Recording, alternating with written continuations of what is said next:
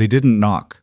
The door to room 7 exploded inward at 2:04 a.m., and the man who stepped through the wreckage was completely calm. Not rushed, not angry, calm. The kind of calm that doesn't come from confidence, it comes from practice. He wore a charcoal suit, no tie, and he looked at the woman cowering against the far wall, the way someone looks at a stain they've already decided to clean. "Miss Mercer," he said, "you've been very inconvenient." She threw a lamp at him. It missed. He didn't flinch. She ran for the bathroom and got the lock turned just before his hand hit the door. 7. If you've ever been alone in the dark with someone on the other side of a thin door who wants you dead, you already know what Nadia Mercer felt in that moment. And if you haven't, pray you never do. This is the story of one wrong number, one mistyped digit, and the night it brought the most feared man in America to save a woman he had never met, and nearly destroyed an empire that had been hiding in plain sight for 30 years. If this is your first time here, subscribe and stay with us until the very end, because every few minutes this story turns in a direction you will not see coming. Drop a like and tell us in the comments what city or country you're watching from. We want to see how far this story travels. Now, let's go back to that bathroom door. Nadia's back was against the sink. Her knees were shaking so badly she could hear them, that faint, involuntary trembling that her body did when it was running out of options and starting to just shut things down. She had 3 bars of cell service. Her screen was cracked from when she'd dropped it sprinting across the parking lot. The time read 2:09 a.m. She opened her messages. Found Marcus, her older brother, a paramedic in Columbus, a man who kept a go bag by his front door and never missed a call. She started typing with both thumbs. "Help. They're going to kill me." Room 7. Old 40 roadside, please. She hit send before she checked the number. The crack in her screen had distorted the last digit of Marcus's contact entry. She didn't know that yet. She wouldn't know it for hours. She stared at the door. A fist hit it once, not hard, just once, measuring the hinges. "Miss Mercer." Same voice. Unhurried. "The people who hired me are not patient. I am. But I work for them, not for myself. You understand the problem." She didn't answer. "The photograph," he said. "That's all we need. The photograph and the memory card and whatever you've backed up to your cloud account. You give me those things, and you get to finish your dissertation and have a very long life." Nadia pressed herself harder into the sink. The cold porcelain bit through her shirt. She looked at the one small window above the toilet, maybe 18 inches wide. She'd gotten through tighter spaces as a kid, but she was not a kid, and those men outside would hear glass breaking from 3 rooms away. Her phone buzzed. She looked down expecting Marcus. The number that came back was not saved in her contacts. Area code 312. No name. The message was 4 words. "Where are you exactly?" Not a question, a statement. Like whoever sent it had already decided they were coming and only needed a coordinate. She stared at it. Her hands were shaking bad enough that the screen kept blurring. She thought, wrong number. She thought, this is insane. She thought, I already sent the message. What do I have to lose? She typed back, "Old Route 40, sundown, Motor Lodge, room 7. They have guns, please." She hit send. She sat down on the toilet lid and put her head in her hands and tried to remember how to breathe. 41 minutes north, on the 14th floor of a building with no name on the outside, Dante Vescari was still awake because Dante Vescari was almost always still awake at this hour. His people said he didn't sleep. That wasn't accurate. He slept 4 hours, sometimes 3, always light, always with one ear open and his phone face up on the nightstand. Insomnia wasn't a condition for him. It was a survival strategy he'd learned young and never unlearned. He read the first message at 2:11 a.m. He read it twice. He set the phone down, picked it up again, read it a third time. "Enzo." His voice carried through the suite without him raising it. A man appeared in the doorway, thick through the shoulders, moving quietly for his size, wearing the same dark jacket he'd worn since 8 that evening, because Enzo Caruso didn't change clothes until Dante Vescari went to sleep, and Dante Vescari had not yet gone to sleep. "Boss?" "Get the convoy ready." Enzo's expression didn't change, but something in his eyes sharpened. "Now?" "No, yesterday." Dante was already pulling on a jacket. "Route 40, Sundown Motor Lodge. I need a team there in 30 minutes. "Which family?" "I don't know yet." That stopped Enzo. In 15 years working beside this man, he had never once heard those four words come out of Dante Viscari's mouth. Dante always knew. That was the whole point of Dante. He built his intelligence network the way other men built pension funds, slow, methodical, obsessively maintained. And the return was that he was never surprised, never caught flat-footed, never reacting. Boss, if you don't know who, how do you know it's... I don't. Dante slid his phone into his jacket pocket. That's why we're going. Enzo looked at him for exactly 1 second longer than he should have, and then turned and started making calls. In the elevator going down, Dante stood very still and looked at nothing. His jaw was set. His hands were loose at his sides. He did not look like a man going to rescue a stranger. He looked like a man running a calculation he hadn't finished yet, turning variables over, testing outcomes, following threads that hadn't yet connected into anything he could name. I was 44 years old.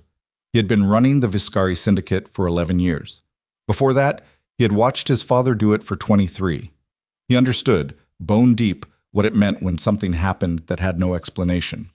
In this business, unexplained things were either traps or opportunities, and the only way to know which was to go look. He didn't tell Enzo that. He didn't need to.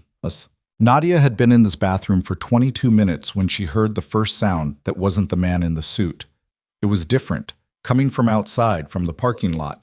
A car engine, low and fast, more than one. Then doors, then nothing, which was somehow worse than the noise. The man on the other side of her door had gone quiet. She pressed her ear against the wood and heard him move. 2 steps toward the window. A silence. Then a very quiet, very controlled word into what she assumed was an earpiece. We have a problem. Not talking to her anymore. Nadia looked at her phone. 2:31 a.m. The unknown 312 number hadn't sent anything else. She thought about texting again and stopped herself because what was she going to say? Are you close? To someone she didn't even know had actually been her brother. She turned the tap on and splashed cold water on her face. It didn't help, but it gave her hands something to do. The first gunshot hit like a thunderclap, not inside the motel, outside.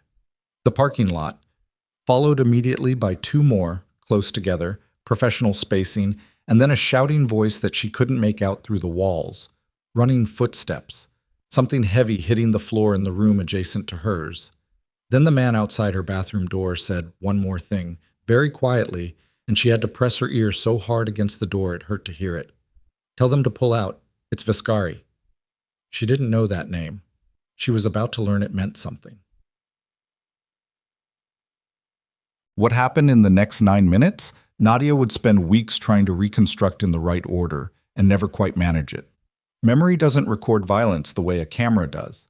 It records it in fragments, a sound here, a sensation there, a face held in sharp focus while everything around it blurs.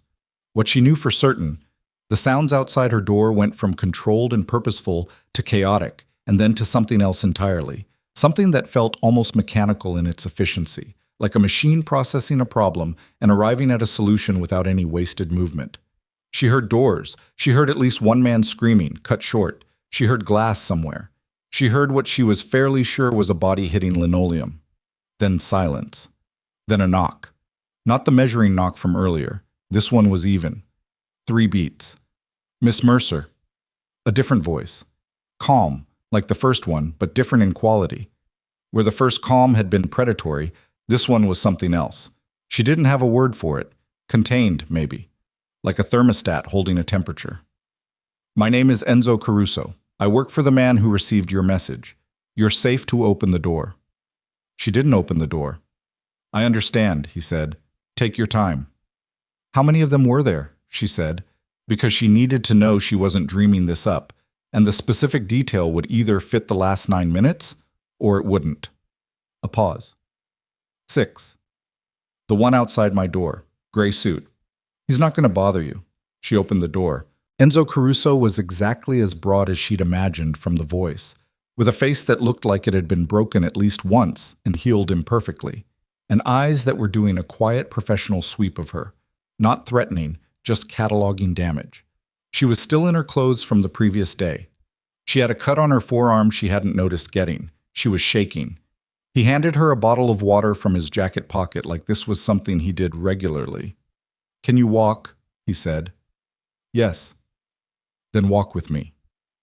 The vehicle was black, heavy, and armored in ways that a vehicle shouldn't need to be armored if the world was what most people believed it was.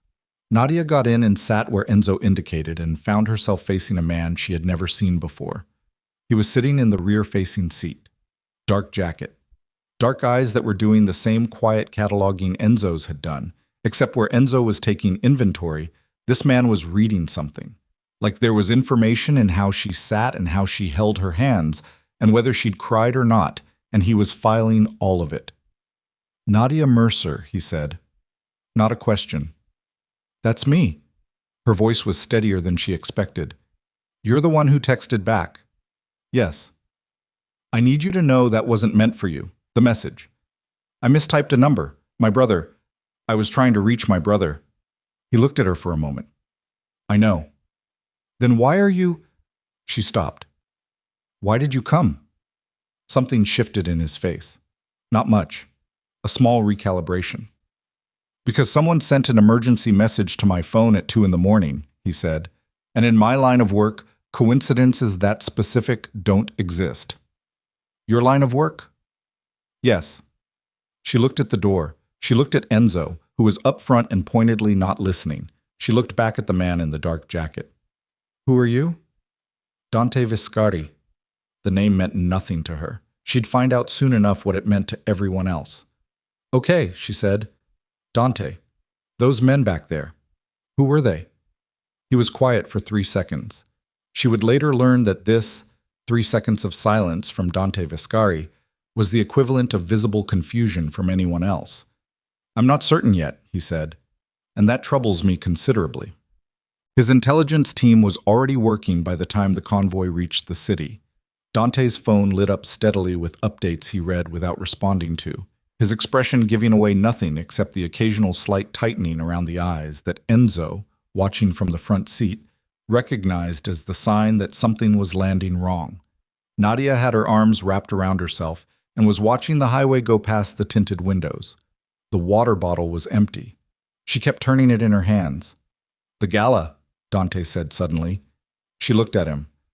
"Thursday night, the Harrington Foundation charity event." He held up his phone, not showing her the screen, just indicating it. "You were there." "I'm a grad student, art history. My professor got press credentials and couldn't go, so she gave me the pass. I took maybe 40 pictures for the department's newsletter." She frowned. "How do you know I was there?" "Because your name has come up twice in the last 8 minutes from 2 different sources, and both times in connection with that event." He set the phone down. "Did you photograph everyone there?" "I photographed the room, the art, some of the donors maybe, in the background. I wasn't trying to document people. I was documenting the collection they had on—" She stopped.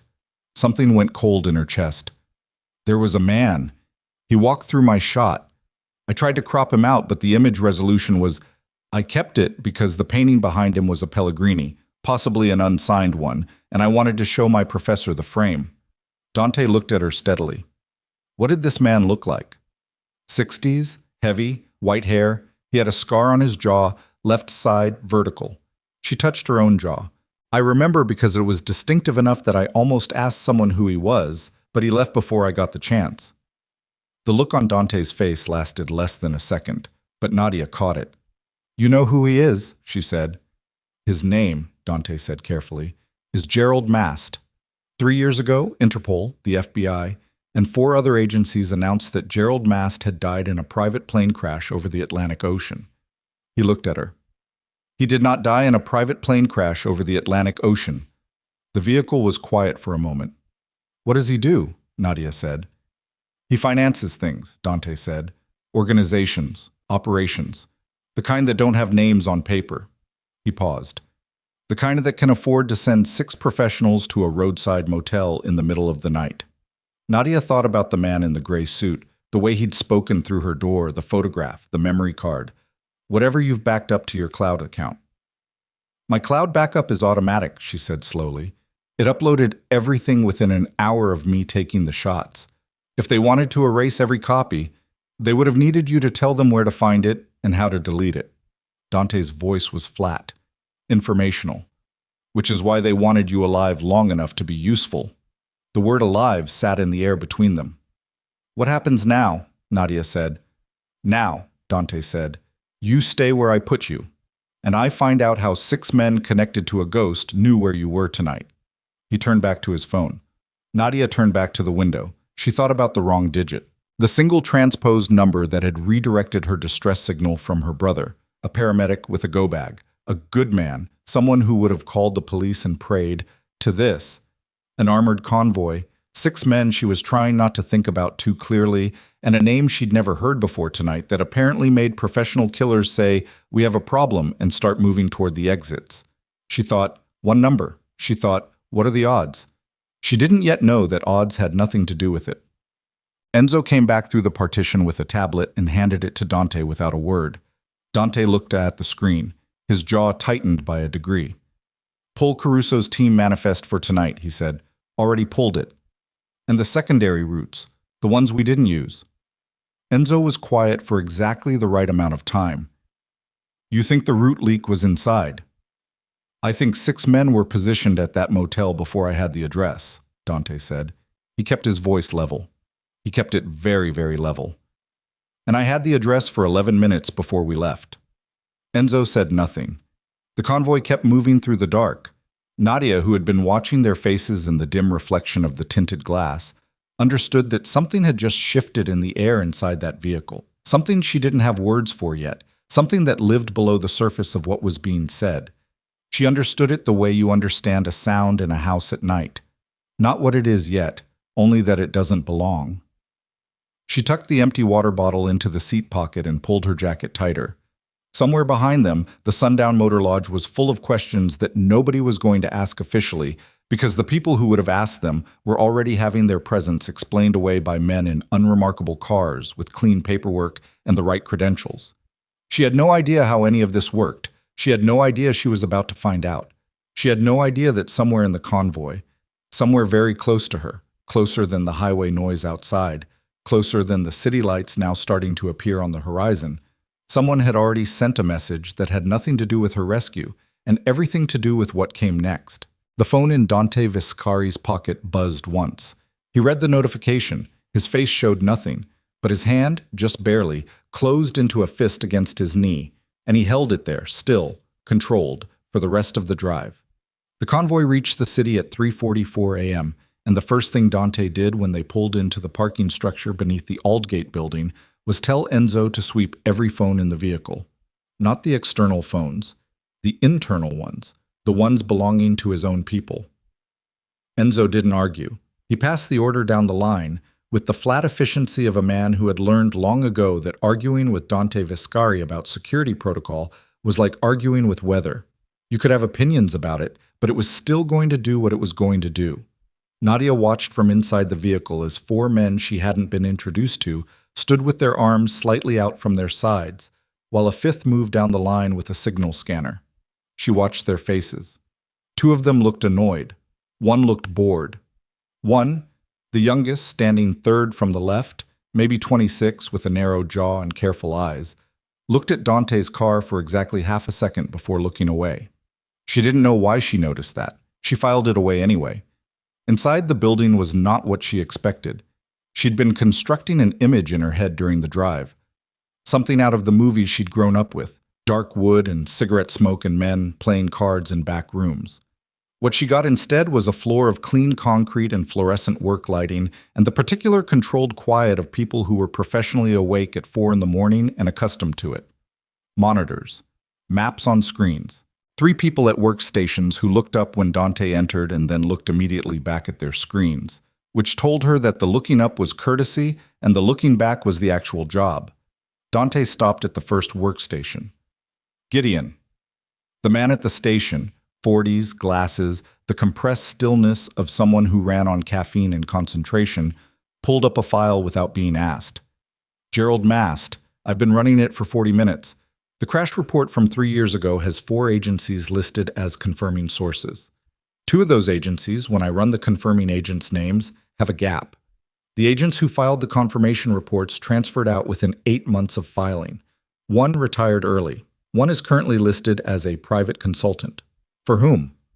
Registered to a holding company in Luxembourg, which is registered to another holding company in Delaware, which, Gideon paused, the way people pause when they've followed a thread to something they didn't expect. Connects back to the Harrington Foundation. The room was quiet for a moment. The charity, Nadia said, from where she was standing just inside the doorway. Everyone looked at her. She hadn't meant to say it out loud. Dante looked at her last and longest. Yes, he said. The charity. He turned back to Gideon. How clean is the Harrington connection? 2 layers of corporate separation. Clean enough to take 15 minutes to find. Not clean enough to be accidental. They wanted it findable, Dante said, under the right pressure. Enzo, standing slightly behind and to the left of Dante in the position he always occupied, spoke for the first time since the parking structure. Or they wanted it found by someone specific, on their timeline. Dante didn't respond to that, which Nadia was beginning to understand was itself a response. She was given a room on the 3rd floor by a woman named Sable. No last name offered, no explanation of her role, just a keycard and a door, and a pointed look at the lock that said use it. The room was small and clean and had a window that looked out onto a ventilation shaft. There was a change of clothes on the bed, approximately her size, which was either thoughtful or unsettling, or both. She didn't sleep. She sat on the edge of the bed and looked at her cracked phone and thought about Marcus, her brother, who by now had probably woken up and found no missed calls and no texts, and was either deep asleep or running low-grade worry, the way he always did when their mother had been sick. That constant low hum of something is wrong somewhere that he couldn't turn off. She thought about texting him now. She thought about what she would say. Hey, rough night. 6 armed men, wrong number. I'm somewhere in the city with people I can't explain. Talk soon. She put the phone face down. She looked at the cut on her forearm. It had dried and crusted and was starting to pull the way cuts do when they decide to remind you they exist. She didn't remember getting it. That bothered her more than the cut itself. The gap in her memory between running and bathroom door where her brain had apparently just decided to stop taking detailed notes and focus on the output of keep moving. She was still sitting on the edge of the bed when the door opened. She hadn't heard a knock. The man who came in was not Dante and was not Enzo. He was older, early 60s, she guessed, heavy through the chest, with silver hair cut short and the kind of weathered face that had stopped being handsome a long time ago but had become something more interesting instead. He moved slowly, deliberately. The way very large dogs move, not because they have to, but because they've learned that moving fast tends to alarm people unnecessarily. Miss Mercer. His voice was low and even. I'm sorry for the hour. My name is Vincent Luca. I've been with this organization for 31 years.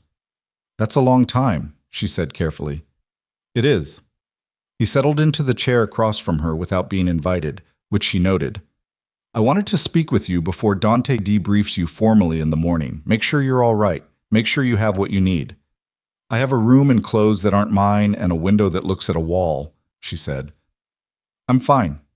He smiled. It was a practice smile, warm on the surface, something else underneath, the kind of smile that had been used often enough to develop its own muscle memory. You're tougher than you look. People say that when they expect someone to be fragile. The smile stayed. Fair. He leaned back slightly. The photograph. The one with mast in it. Do you have a copy on your phone? Locally stored, not cloud? She looked at him. Dante's team is already running that.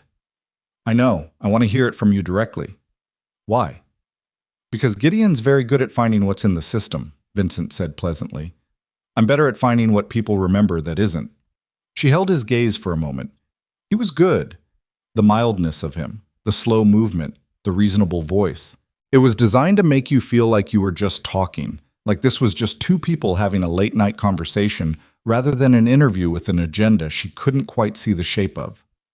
There were 2 shots, she said. I took them about a minute apart. Mast walked through the first one. In the second one, he's partially obscured by a woman in a green dress who stepped between us. I kept both for the painting. She paused. In the second shot, you can see he's talking to someone. The woman in the green dress blocks the other person. You can see a hand. That's it. What kind of hand? Male. Older. A ring. Heavy. Unusual setting. I remember thinking it looked custom. Vincent's expression didn't change. Not the smallest flicker. You have a good eye. Art history, she said. We look at details for a living. Yes. He stood slowly. Get some sleep, Miss Mercer. Dante will want to talk in a few hours. He moved to the door and then stopped with his hand on the frame, not quite turning back. One more thing. The text message you sent tonight, before you reached Dante. Did you send it to anyone else? No, just the one. You're certain? I'm certain. He nodded once. He left. Nadia waited until his footsteps faded down the corridor. Then she picked up her phone and went back through her sent messages and checked, even though she already knew what she'd find, because something about the way he'd asked made her want to verify it with her own eyes. One message sent, one wrong number. She looked at the door for a long time after that.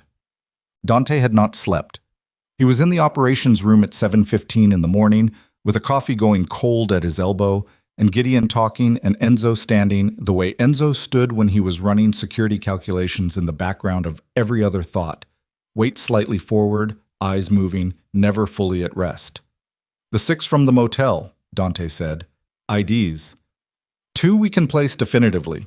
Former contractors, both last known affiliated with a private security firm called Crestline Group. The firm dissolved on paper 14 months ago. Gideon pulled up a file.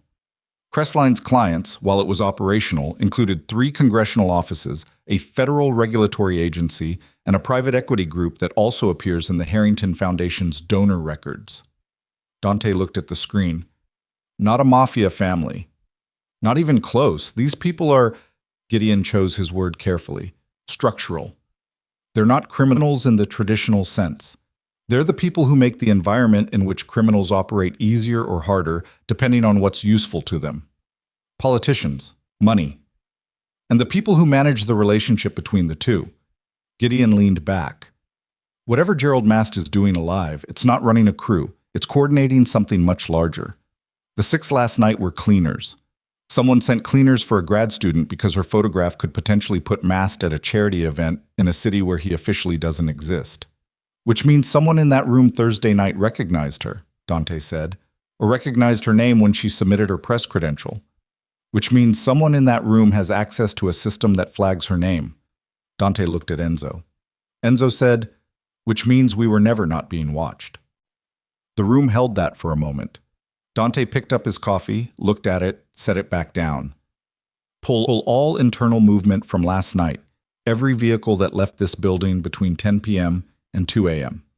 Gideon's hand stopped moving on the keyboard. He didn't ask why. He just looked at Dante with the expression of a man who had been hoping that particular request wasn't coming and had known all morning that it was. All of them, Dante said. Yes, Gideon said quietly, and started pulling. Nadia was given breakfast she didn't taste and shown to a room with better lighting where Dante was waiting.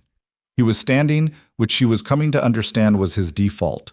Dante Viscari sat when the situation called for sitting, and stood when it called for standing, and she had not yet seen him in a position that looked accidental or unintentional.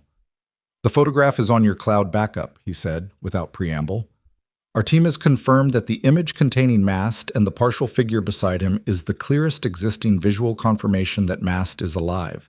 Interpol's files have nothing more recent than 6 years ago. The agencies that confirmed his death have nothing. So I accidentally took the only proof that a dead man is alive. Yes. She sat down across the table from him. There was a tablet on the surface between them. He slid it toward her. The image she'd taken, the painting in the background, the edge of Mast's heavy profile, the green dress cutting across the frame, and there, barely there, at the margin, a man's hand. The ring catching the gala lighting. Do you recognize the ring? Dante said. She studied it. Heavy bezel setting, dark stone, garnet or possibly onyx, she couldn't tell from the image resolution. The band looked hand-finished rather than manufactured. No, but I can tell you it's not commercial. The casting on the band is, she leaned closer, irregular, in a way that's consistent with small batch foundry work rather than a production jeweler. Custom. Almost certainly. And old. The oxidation on what I can see of the metal suggests it hasn't been polished regularly. Not a piece someone wears to impress people. A piece someone wears because they always wear it. Dante was looking at her with that same reading expression she'd caught in the car. She was getting used to it. It didn't make her comfortable, but she was getting used to it. Vincent Luca came to my room last night, she said. Something changed in the temperature of the room. Not visibly. Dante's face didn't move, but she felt it the way you feel a pressure change before rain. He asked me about the photograph, she said, whether I had a local copy, and whether I'd sent the text to anyone else. She paused. He seemed very interested in whether I'd sent it to anyone else. Dante said nothing. I'm not telling you this to cause trouble, she said.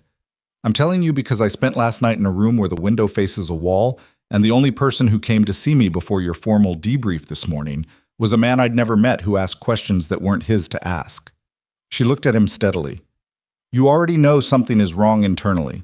I saw your face in the car last night. You're very observant, Dante said. That's twice someone said that to me in the last 12 hours, she said. It's starting to feel like a warning.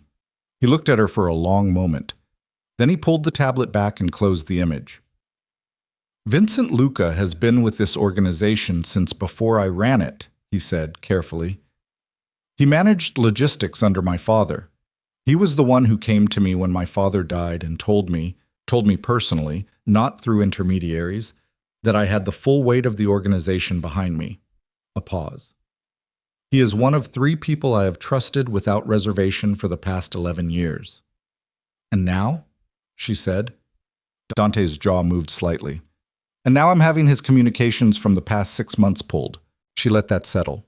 What do you need from me? She said. Stay in this building, Dante said. Don't speak to anyone about what you saw in that photograph beyond what you've already told me. And he paused again, and in that 3-second way she was cataloging. If Vincent Luca or anyone else comes to speak with you privately again, I need to know within 1 hour. How do I reach you directly? He took a card from his jacket, a plain card, a number handwritten on the back. That number, he said, goes to a phone that only I carry. She took the card. You're giving a stranger direct access to you. You were a stranger last night, he said. You're something else now. She didn't ask what. She thought maybe she didn't want to know yet. The day moved strangely, slow in the middle, fast at the edges, the way days do when you're waiting for something to happen, and you can feel it building pressure in the walls around you. At 11 that morning, Gideon found the vehicle log anomaly. At 11:17, he brought it to Dante without going through normal channels, walking it upstairs himself in a printed report rather than entering it into the system, because Gideon was smart enough to understand that if the internal communication network had a leak, putting sensitive findings into the internal communication network was a good way to watch them disappear. He knocked on Dante's door. He handed over the report. He stood with his hands in his pockets while Dante read it. 1 vehicle, Dante said. A secondary unit. Not part of the convoy last night. Logged out at 11:52 p.m. Before you received Miss Mercer's message. Logged back in at 3:38 a.m. Where did it go? The GPS unit was disabled during the outing. Gideon's voice was flat. He'd had a few hours to process this finding, and it had not gotten easier to say. Which is standard counter-surveillance protocol for sensitive operations. The only people authorized to disable a vehicle's GPS unit on an unsanctioned outing are senior captains, Dante said. Yes. List them. Gideon had the list ready. He'd prepared it walking upstairs. There were 7 names. He handed it to Dante as a separate page. Dante looked at it. Then he folded it once and put it in his jacket pocket and said, Tell no one you found this. I understand. Not Enzo, not Sable, no one. Gideon nodded. He left. He did not feel good about any of it, which was appropriate. Nadia found the second-floor common room by accident around noon. She'd been trying to find a water source that wasn't her bathroom sink and had taken a wrong turn at a stairwell exit.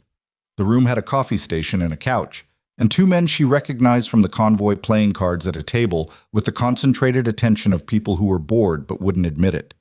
She got water from the station. She was about to leave when she heard one of them, the younger one, the one with the narrow jaw, who'd looked at Dante's car in the parking structure, say something quiet to the other. She didn't catch the words. She caught the tone, low, urgent, the kind of voice you use when you're saying something you've been holding back for hours.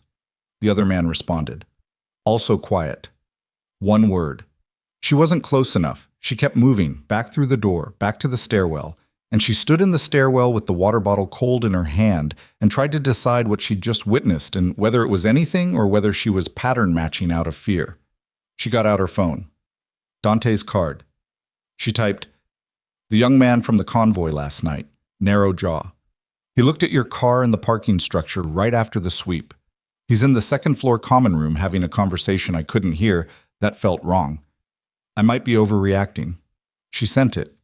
Then she added, "I'm probably overreacting." The response came back in less than 90 seconds. "You're not. Stay on your floor. Don't go back to that room." She stared at the message. She went back to her floor. Well, at 2 in the afternoon, Dante called the 7 names to a meeting in the conference room on the 4th floor, one at a time, 30 minutes apart, under the cover of a standard operational review. He sat at the head of the table each time. He asked structured questions about logistics and supply chains and convoy protocols. He watched how each man held his hands. He watched which ones drank the water on the table and which ones didn't. He watched their eyes when he mentioned casually that the cleanup from last night had left some loose ends in the vehicle logs. 4 men showed nothing. 2 showed mild professional concern, which was the correct response. 1, a captain named Ray Donner, with the kind of forgettable face that was its own kind of disguise, showed something that wasn't quite relief and wasn't quite fear, but lived in the space between them, and held it for approximately 2 seconds before replacing it with the same mild professional concern as the others. Dante thanked Ray Donner for his time. He shook his hand. He watched him leave. He waited until the door closed and then sat very still for a moment, alone in the conference room, looking at nothing. Ray Donner, 16 years in the organization. His father had worked with Dante's father. He'd taken 3 bullets in the Marconi dispute 8 years ago and walked out of the hospital in 11 days, which had become a story people told. He'd been at Dante's side through 2 leadership transitions and a federal investigation that had somehow never found what it was looking for. He was, by the organization's internal reckoning, as reliable as the building's foundation. Dante thought about Gerald Mast, alive, at a charity gala. He thought about 6 men in a roadside motel who weren't mafia. He thought about a vehicle GPS disabled by someone authorized to do so, leaving at midnight, returning at 3:30. He thought about Ray Donner's face for exactly 2 seconds.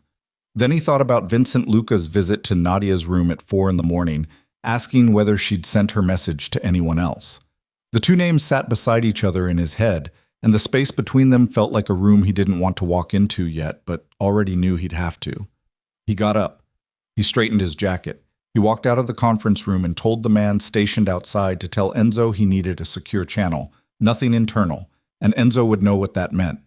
Enzo did know what that meant. They'd set it up 3 years ago as a contingency they'd hoped they'd never use. He found Enzo in the stairwell between 3 and 4, the one spot in the building that had never been wired for monitoring because the previous occupant of the building had used it as a dead drop, and the wiring infrastructure had simply never been installed. It had always struck Dante as a useful oversight to preserve. He handed Enzo a single piece of paper, the vehicle log, Gideon's notation at the bottom, the list of 7 names with 2 circled in pencil. Enzo read it. His face didn't change. His jaw set in a specific way that it only set when something had been confirmed that he'd been hoping was wrong. How long, Dante said. I don't know. Guess. Enzo folded the paper once. Ray I could see going back 2 years, maybe 3. Vincent, he stopped. He looked at the stairwell wall. If Vincent's been working against us, then the Marconi case getting dropped wasn't luck. The implication of that spread through the air between them like smoke. If Vincent Luca had been feeding information for 2 years, then the federal investigation that had gone nowhere hadn't gone nowhere by accident. It had been managed, suppressed from the outside, navigated from within, kept at exactly the right distance so that Dante would feel the pressure of it without ever being in real danger from it. A controlled threat, the kind you apply to keep someone looking in the wrong direction. He's kept us in a box, Dante said, very quietly. Not completely. Enzo's voice matched his. Or tonight wouldn't have happened the way it did. Something changed. Something moved faster than they planned. The girl. Dante looked up. Mast wasn't supposed to be identified. The photograph was supposed to disappear quietly. No connection to us. No escalation. When the cleanup crew failed, they needed to know whether Dante Viscari had been looped in. Enzo finished it. Vincent visits her at 4 a.m. to find out how much you know and whether the message went anywhere else. And he couldn't ask me directly. Not without tipping that he knew something was wrong before you did. Dante stood in the stairwell and breathed. In through the nose, out slowly. The fundamental discipline of keeping your face useful under pressure. He'd learned it at 16 watching his father manage a table full of men who each wanted something different and couldn't be allowed to know what the others wanted. 2 options, Enzo said. 1 option, Dante said. We can't move on either of them yet.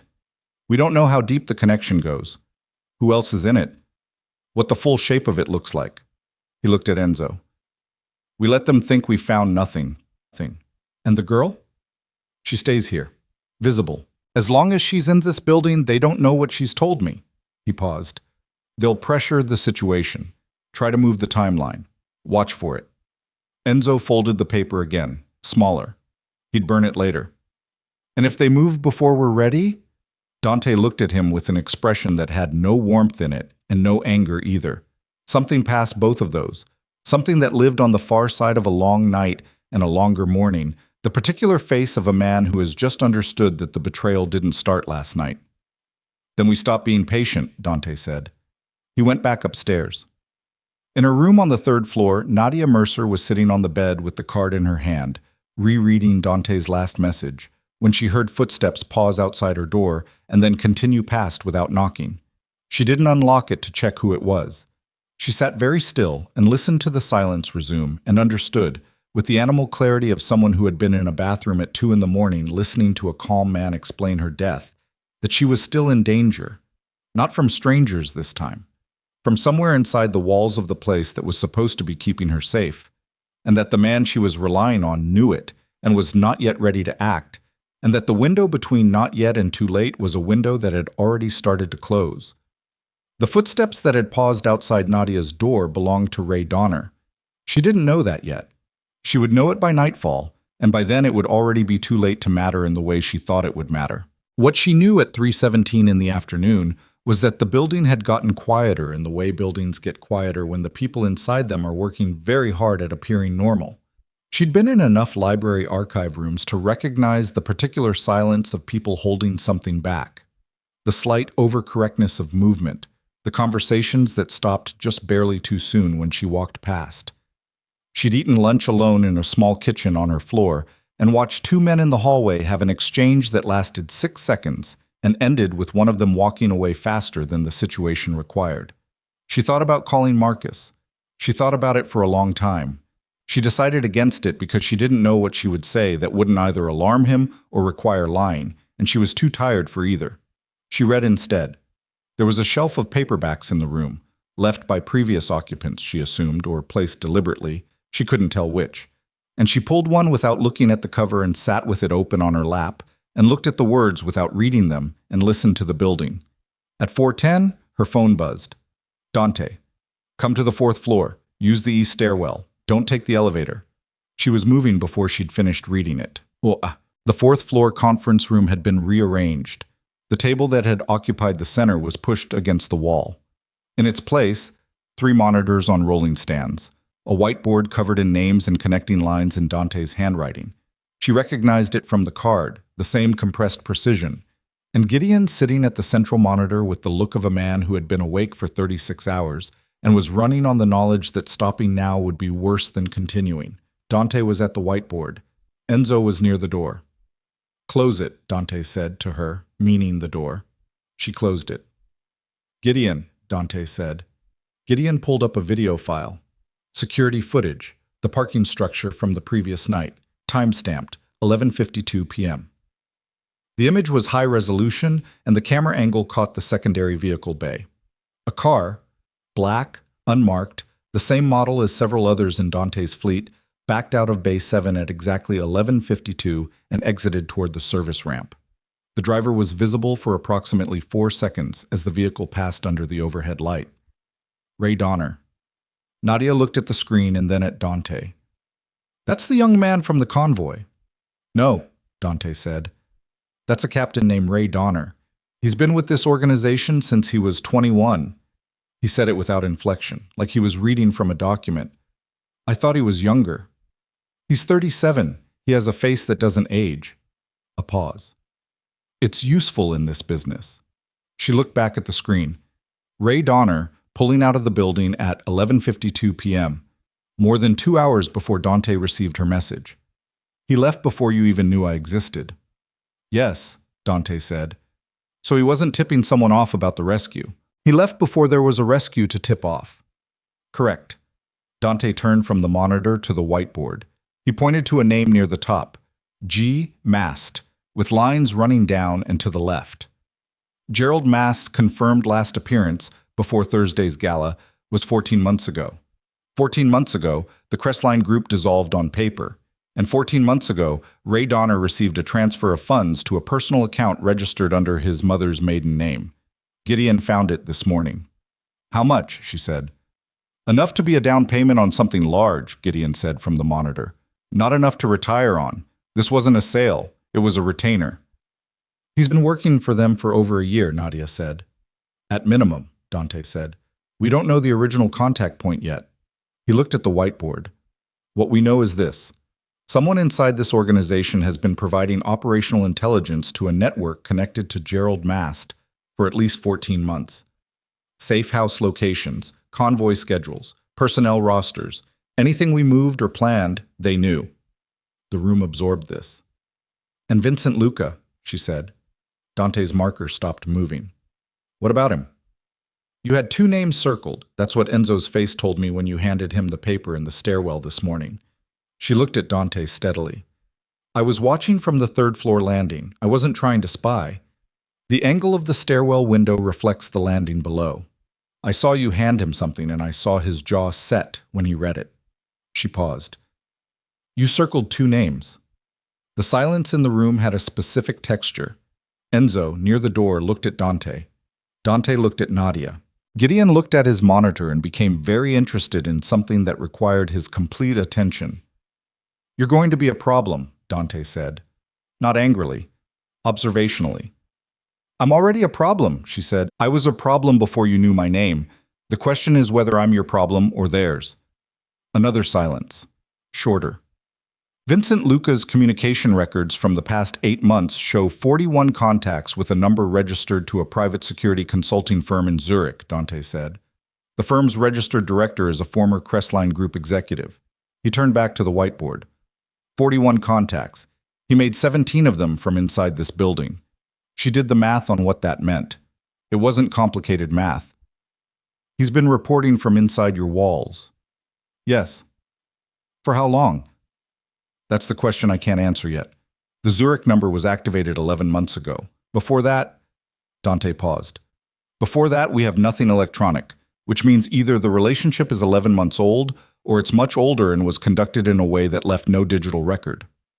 Which is more likely? Dante looked at this whiteboard. At Vincent Luca's name, written in the upper left corner with 3 lines connecting outward. Vincent Luca managed logistics for my father for 8 years. He knows every protocol I inherited and every one I added. He knows the counter-surveillance systems because he helped design 2 of them. He stopped. The Marcone investigation, federal, 3 years ago. We came out of it clean. I credited good legal work and better operational security. But, she said, the lead prosecutor on that case retired 14 months ago, took a private position with a firm that appears twice in the Harrington Foundation's financial disclosures. The air in the room went very still. Someone suppressed the investigation, Nadia said. Someone managed it, from the outside. In exchange for... Dante stopped again, and this time the stop was different. Not calculated. Something he was actually working through in real time, and she understood this was what Dante Viscari looked like when the architecture of something he'd believed was solid began to show its actual load-bearing walls, in exchange for ongoing access to this organization's intelligence. They kept the federal case close enough to keep you manageable, Gideon said, quietly. He turned from his monitor. Not close enough to actually prosecute, just close enough that you'd be careful, looking over your shoulder in the right direction while they operated in the other one. The room held that. Nadia thought about a mousetrap, The way the mechanism works. Not by chasing, but by offering something, and then using the reach for it against you. She thought about the photograph of a dead man at a charity gala, and one graduate student with a press credential and an eye for unusual ring settings, and 6 men sent to clean up something that should have been invisible. The photograph was an accident, she said. I wasn't supposed to be there, and I wasn't supposed to take that shot. That's the one thing they didn't plan for. Yes, Dante said. So everything that's happening now, the motel, my being here, you finding Ray Donner and Vincent, none of it was supposed to happen. No. She thought about that. Then they're improvising. Dante turned to look at her fully. Yes. Improvising people make mistakes. They also move faster, he said.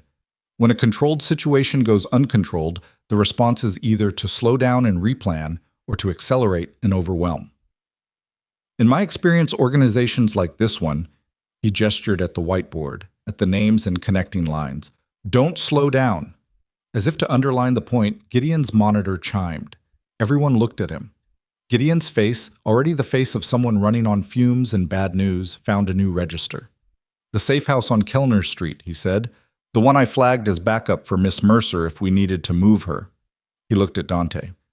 Someone ran a vehicle check on the address 40 minutes ago, through a law enforcement database. The query was logged under a badge number belonging to a detective Carl Reese, 5th District. Is Reese one of ours? Enzo said. He was, Gideon said. He retired 2 years ago. A pause. His badge number shouldn't be active in any current database. Someone kept it live deliberately. Dante didn't say anything. He walked to the window. Not to look at anything, she understood. To give himself 3 steps in which to process what came next without his face doing it in front of people who were watching him for direction. They already know the backup location, Enzo said. Flat. Not asking. They've known it as long as Vincent has, Dante said. His voice had gone to a register she hadn't heard before, quieter than usual, slower, the voice of someone who was choosing every word with the knowledge that the words were also actions, which means every location in our contingency system is burned. All of them? All of them. He turned from the window. We need to move within 2 hours. Not to a contingency location, somewhere off-system entirely. Somewhere that was never entered into any network Vincent or Ray had access to. He looked at Enzo. Can you give me that? Enzo thought for a moment. My sister's property in the valley. She doesn't know us professionally. It's not in any record. How far? 90 minutes. Get it ready. Dante looked at Gideon. You're coming with us. Your systems stay here, but nothing new goes into them. Nothing. Any communication from this point goes through the secure channel only. Gideon was already shutting down screens. Dante looked at Nadia. You're going to want to bring whatever you have. We won't be coming back here. She thought about the room on the 3rd floor. The change of clothes that weren't hers. The paperback with unread words. I don't have anything, she said. I came with a cracked phone and the clothes I was wearing. Then you're ready, he said. They left in 3 vehicles, staggered by 11 minutes, taking 3 different exit routes from the building. Nadia went in the 2nd vehicle with Gideon and a driver whose name she wasn't given. Dante went last. This she found out afterward. At the time she only knew she wasn't with him, and that the absence felt like a specific kind of exposure she hadn't expected to feel. The drive was 1 hour and 40 minutes. Nobody talked. Gideon fell asleep against the window within 20 minutes. Not a peaceful sleep, his hands still open on his knees like he'd just stopped typing and hadn't fully transitioned. And Nadia watched the city become highway, become smaller roads, become the particular darkness of land that didn't have streetlights. She thought about her dissertation, a chapter on transitional period patronage networks in northern Italian painting, due for committee review in 6 weeks. She thought about this with the same hysterical specificity that the mind reaches for ordinary things when extraordinary ones are too large to hold, the way you think about groceries during a diagnosis. She owed her advisor a draft of Chapter 4. She hadn't checked her university email in 36 hours. She had a library book overdue. She pressed her fingers against the car window and felt the cold of the glass and looked at the dark fields going past. Enzo's sister's property was a farmhouse set back from a county road behind a long gravel drive lined with old oak trees. The house was dark when they arrived, empty for the season, and Enzo had a key. It smelled of wood and disuse and the particular mustiness of rooms that have been closed since autumn. It was the most ordinary place Nadia had been in 2 days, and she almost laughed when she walked in, which she managed to convert into a sharp exhale that she passed off as tiredness. Dante arrived 17 minutes after them. He came in through the kitchen door, said nothing to anyone immediately, and stood at the kitchen table with both hands flat on the surface and his head down for approximately 10 seconds. Then he straightened. "We're secure for now," he said. "That changes the moment anyone uses a cell signal from inside this building. So everyone's phone—" He held out his hand. People handed them over. Nadia handed hers over. Dante collected them, put them in a metal box from a cabinet that Enzo apparently knew was there, and closed the lid. "Gideon," he said. Gideon, running on something beyond tiredness now, some reserve below the reserve, opened the bag he'd carried from the city and set up a stripped-down workstation on the kitchen table. A single laptop running through a satellite connection that Enzo had arranged, clean, unregistered, with nothing on it from the building's network. "I need everything on the Crestline Group's operational history," Dante said, "and I need you to pull Ray Donner's full movement record for the past 14 months. Physical locations, not just digital. Credit cards, toll records, anything. That'll start now. We'll have the time." Gideon started. Dante sat down across from Nadia at the farmhouse table. Between them was a lamp throwing yellow light, a wooden surface that had old watermarks from coffee cups, and the sound of Gideon's fingers on keys and wind moving through oak branches outside. "The ring," Dante said. "The one in the photograph. I need you to describe it again, in as much detail as you can." She did. Every specific, the band's irregular casting, the dark stone, the oxidized surface, the bezel's weight, as suggested by the shadow it cast on the wearer's finger. She described it the way she described paintings, from the outside in, from the general to the particular, building a picture through accumulated specifics rather than impressionistic summary. He listened without interrupting. When she finished, he said, "There's a specific artisan tradition in the southern region of a country I'm going to call generically Eastern European, for reasons I'll explain. Hand-cast rings using a particular alloy composition, finished with a tool mark pattern that's identifiable if you know what you're looking for. The tradition dates to approximately the 1960s, within a specific political context that produced a generation of craftsmen who worked outside commercial channels." He looked at her. "I know this because my father had one. He wore it from the time I was a child until the day he died." She looked at him carefully. "And who made your father's?" "A man who spent his professional life building financial infrastructure for criminal organizations across 4 continents," Dante said. "A man who my father described as the single most dangerous person he had ever met, not because of what he could do, but because of what he could make other people do." A pause. "A man who was reported dead by multiple international agencies 11 years ago. The same year you took over the organization," Nadia said quietly. "Yes." She let that land.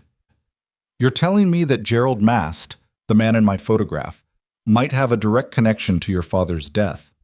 "I'm telling you," Dante said, "that when I was 20 years ago and the organization transitioned to me, I asked Vincent Luca, specifically Vincent Luca, because he was my father's closest associate. I asked him whether my father's death had been natural. And he said? He said yes, cardiac event, confirmed by 2 doctors." Dante's jaw moved. "One of those doctors retired 18 months later. The other one, I never tracked because I had no reason to." "I had Vincent's word." He looked at the table. "I had Vincent's word." The farmhouse was very quiet. Nadia thought about what she was sitting inside. Not the building, but the situation. She was a grad student from Columbus who'd taken a wrong photograph and mistyped a phone number, and she was now sitting across a farmhouse table from the head of a criminal syndicate who was in the process of realizing that the man he'd trusted most for 11 years had possibly helped arrange his father's death. While outside in the dark, people who reported to a ghost were running out of patience with her continued existence. She thought, "This is insane." She thought, "But it's real. It's completely, entirely real." She said, "What do you do now?" "I verify," Dante said. "Before I act on any of this, I verify. If I'm wrong about Vincent and I move against him, I lose everything and they win by default. He looked up. If I'm right and I wait too long, he stopped. They move first, she said. Yes. She looked at him. In the yellow lamplight, he looked like what he was. A man in his 40s who hadn't slept, who was holding something enormous very carefully because he couldn't afford to drop it. Not made of different material than other people. Made of the same material, organized differently. The ring, she said. Your father had one. Is there any record of who else? Gideon made a sound. Not a word. A sound. The involuntary exhaled note of someone who has found something they weren't expecting and isn't sure they want to say it out loud. Both of them looked at him. Ray Donner's movement record, Gideon said. His voice was careful in the way that voices get careful when the speaker is choosing the order in which to deliver information. 14 months of toll records and card activity. One location comes up repeatedly, a private airstrip in the eastern part of the state. 8 visits, spread across the 14 months. He turned the laptop so they could see the screen. The airstrip is registered to a holding company. The holding company connects, he paused, to the Harrington Foundation's real estate division. Same paper chain as before. He was meeting someone there, Enzo said from across the room, where he'd been standing and listening. 8 times, Gideon said, always within 48 hours of a significant operational event for this organization. The Castellano deal, the port restructuring, the Mancini transition. He looked at Dante. The federal investigation going quiet. The weight of that list settled on the room like something physical. He was the conduit, Dante said, between Vincent and Mast's network. Vincent couldn't make direct contact, too visible, too much history, so he ran it through Ray. Who's young and forgettable and good at not being noticed, Nadia said. Yes. And has been in this building for 16 years, Enzo said. His voice had a very controlled fury underneath it. She could hear the structure of the control more than the fury itself, the way you hear the frame of a house rather than the walls. 16 years. He was 21 when... He stopped. His father worked with yours. Dante said nothing. Which means the original contact might go back to your father's time, Enzo said. Ray might have been recruited before you even took over. The implications of that fanned outward from the center of the room like heat. If Ray Donner had been recruited before Dante's leadership, if the connection to Mast's network had been established during his father's tenure, then the question of whether Dante's father had died of a cardiac event was not the only question. The question underneath it was, had the transition of power itself been engineered? Had Dante been allowed to take over not because he was his father's successor, but because he was more useful, younger, more focused internally, easier to manage from outside than his father had become? She watched Dante sit with this. She watched his face do almost nothing with it, which was, she was understanding, the measure of how large it actually was. Gideon, Dante's the dates with every internal decision I made in the 48 hours following each meeting. Gideon was already doing it. He worked for 4 minutes in silence, then 11 internal decisions across the 8 visits. Of those 11, another pause. 7 were decisions that either delayed action against an external target or redirected resources away from something. I was being managed, Dante said. Not a question. Not even a statement of shock. Just a man reading coordinates and confirming a position he already suspected but hadn't wanted to land on. Someone gave Vincent information about your tendencies, Enzo said.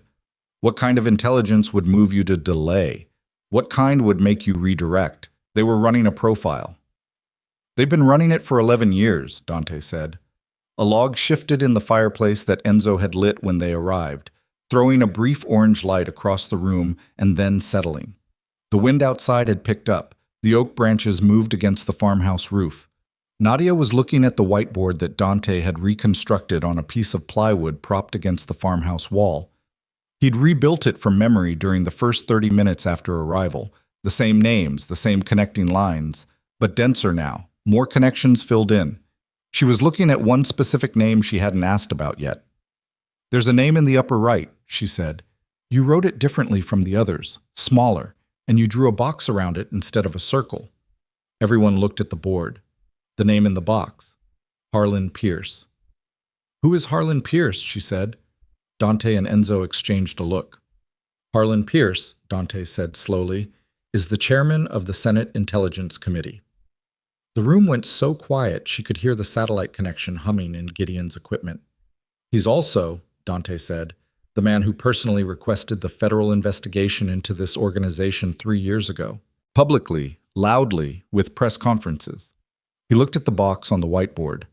And privately, according to a source I received this morning through a channel I don't yet fully trust, he's the man who authorized the Crestline Group's original formation, 15 years ago. A senator, Nadia said. A senator who sits on the oversight committee responsible for intelligence agency operations, Dante said, which would explain why 2 agency directors confirmed a dead man's death, and why a federal investigation got suppressed from the outside. He looked at her. And why an organization capable of financing all of this has existed for 15 years without leaving a paper trail that anyone with legal authority has ever followed to its source. She stared at the box on the whiteboard. Harlan Pierce. She knew the name the way anyone who watched the news knew it. A serious face on a serious Sunday program, the kind of senator who got quoted in stories about oversight and accountability and the importance of transparent governance, the kind of face that implied its own credibility. This is bigger than organized crime, she said. It's always been bigger than organized crime, Dante said. Organized crime is a resource. You use it when you need things done outside of legal structures. You manage it, keep it viable, prevent it from becoming visible enough to demand real action, and in return it gives you leverage and plausible deniability and a way to move money and people that doesn't show up on government ledgers. He looked at her. What my father built wasn't a criminal empire competing against legitimate power. It was a criminal empire being cultivated alongside it, by it. She thought about this. She thought about it carefully, the way she thought about a painting she was trying to date, looking for internal evidence, things that had to be true for other things to make sense. Your father found out, she said. Dante's eyes moved to her face. He found out, she said, and that's why he died. The fire shifted again. Gideon's hands had stopped moving on the keyboard. Enzo had gone very still near the window. Dante said, I don't have evidence for that. No, she said. But you believe it. You've believed it since we were in that car last night and you heard Gerald Mast's name. He didn't answer, which was, she had learned, itself an answer. They let you run the organization, she said slowly, working it out as she went. Because you didn't know. Because you were a known quantity. Ambitious, intelligent, internally focused. You'd manage the operation, keep it clean enough not to attract attention, produce the outcomes they needed, and never look at the architecture beneath it because you had no reason to. She paused. And then a graduate student pointed a camera at a charity gala, and one wrong number undid 11 years of management. She looked at the whiteboard. All those names, all those lines. What happens now, she said, when they figure out that tonight didn't stop you? That you're somewhere they can't find with everything you've just learned? Dante was quiet for exactly 3 seconds. They'll accelerate, he said. They'll move to trigger the contingency. What contingency? He looked at her. They'll try to start a war. She stared at him. Between the major families, he said. If this organization is destroyed from within, if the leadership collapses suddenly, if the intelligence that holds the balance between 5 competing syndicates disappears overnight, the vacuum triggers conflict, a war that requires federal intervention. Intervention that can be controlled by the man who chairs the Senate Intelligence Committee. He stood. Controlled chaos. The oldest mechanism there is. And you can stop it? He looked at the whiteboard, at all the lines running between all the names. I can stop it, he said, if I can get every family to understand simultaneously that they've all been manipulated by the same hand. A pause. And if I can do it before Pierce authorizes whatever Ray Donner is currently being instructed to do from wherever Ray Donner is tonight. Gideon looked up. About that, he said. Ray Donner's last confirmed cell signal was 4 hours ago, 40 minutes north of the city. He paused. At the Aldgate building, the one we just left. The room went cold. He went back, Enzo said. He went back, Gideon said. And his phone went dark 40 minutes after arrival. Which is either because he dumped it or because he didn't finish the sentence. He didn't need to. Dante was already moving to the window, checking the drive, eyes reading the darkness of the oak-lined gravel path with the focused attention of someone who had just recalculated a threat radius and found it smaller than he'd believed 90 seconds ago. "Enzo," he said. "I see it," Enzo said. Nadia didn't see it. She stood up from the table and looked toward the window and saw nothing but dark tree shapes and the pale gravel of the drive reflecting a thin slice of moon. Then she saw the lights. 2 sets. Coming slowly. No headlights. Running lights only. Barely visible, the way you drive when you don't want to be heard before you're seen. Her legs went cold from the knee down. Her hands found the edge of the table. "How?" she said. Her voice was steady. She didn't know how. "Someone knew about this property," Dante said. His voice had changed register entirely. Quieter, faster, the voice of someone who has moved out of analysis and into execution. Someone who knew Enzo's personal history well enough to know about his sister's property. Someone who has been inside this organization long enough to... He stopped. She watched the realization cross his face. Not loudly. A small, precise recalculation, like a mechanism clicking into a different position. "Vincent didn't need the digital record," Dante said. "He didn't need Ray. He's known Enzo for 30 years. He looked at Enzo. "He knows everything you know." Enzo's face, in the pale light coming from the monitors and the fireplace, went through something she didn't have a name for, something that lived below anger and above grief, in the uncharted territory between them. "Get her to the back of the house," Dante said. "The cellar door, now." Enzo moved. Nadia moved with him because the alternative was standing still while cars with no headlights came up the drive, and she had already tried standing still in a motel bathroom, and she was not going to do it again. They were halfway across the kitchen when the front window of the farmhouse exploded inward. Not a gunshot. Something thrown. A stone or a tool. Something heavy.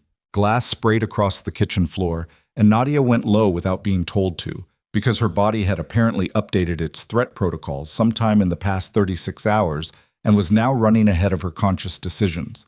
Dante was already at the interior door, not running, moving with that same contained speed she'd watched in the parking structure. Purposeful, no wasted movement, the terrible efficiency of someone who had prepared for this and was now simply executing the preparation. "Gideon," he said, without raising his voice. Gideon had the laptop under his arm and was moving. He was not trained for this, and his body showed it, too fast, catching a chair with his hip, catching himself on the counter, but he was moving. Through the shattered window frame, in the cold air now pouring into the kitchen, Nadia could hear the crunch of gravel, close, getting closer. And she heard something else, a voice she recognized, low, even, the kind of calm that doesn't come from confidence, it comes from practice. Vincent Luca, standing somewhere in the dark outside the farmhouse window, said, "Dante, I think we should talk." His voice had no anger in it, no urgency. He sounded like a man who had arrived at a meeting that was already scheduled and found the venue slightly less organized than expected. Dante stopped moving. His hand was on the interior door. He did not turn around. Nadia was crouched behind the kitchen island, her hands flat on the cold tile floor, watching Dante's stillness with the focused attention of someone who has understood that the next 3 seconds will determine whether the next hour exists at all. "If you wanted to talk," Dante said, without turning, "you should have talked 11 years ago." "I know," Vincent said. "I know that, and I'm sorry." A pause. The crunch of gravel stopped. "But Dante, there are things about your father that you need to hear from me. Tonight. Before this goes any further." Another pause, and in it, something that sounded almost like genuine weight. "Because if it goes further without you knowing, you won't understand what you're actually fighting, and you'll lose." Dante's hand stayed on the door. He did not open it. He did not turn around. And in the space of that stillness, in the farmhouse kitchen with glass on the floor and cold air coming through the broken window and cars on the gravel drive, and the fire still burning in the other room like something that didn't know yet what had just happened, Nadia Mercer understood that the man she had come to rely on was standing at the exact edge of the point where everything he believed about his own life was about to change, and that there was nothing she or anyone else could do to stand between him and what came next. Dante turned around. Not fast. Not slow. The turn of a man who has made a decision and is now simply executing it, the way you execute a calculation after you've already accepted the answer. He took his hand off the interior door, and he turned and he looked at the broken window and the cold air coming through it and the dark outside. "How many men did you bring?" he said. Vincent's voice from the dark. "4. Outside. Nobody comes in unless I don't come out." "And Ray?" A pause. "Ray is not here." "Where is he?" "Somewhere he can't do more damage tonight. I'll explain." Another pause. "Dante, let me come in." Dante looked at Enzo. Enzo's face was the face of a man holding a very large weight very carefully, the kind that if you put down wrong breaks something that can't be unbroken. His jaw was set. His eyes said, "Your call." They also said, "I don't like it." Both things were true simultaneously, and Enzo had enough discipline to let them both live in his face without resolving them. Dante said, "Come in through the front door, hands visible." The crunch of gravel. A pause.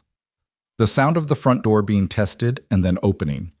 And then Vincent Luca walked into the farmhouse living room, hands open at his sides, and looked across the space at Dante with the expression of a man who has been carrying something heavy for a very long time and has arrived at the place where he either sets it down or it breaks him. He was wearing a jacket Dante recognized. Dark wool, the kind Vincent had worn since the 1990s. The same cut. Because Vincent had found what worked and stopped looking. He was 63 years old, and he looked at tonight in a way he didn't always. His face had the compressed tiredness of someone who had also not slept. And underneath the tiredness was something else.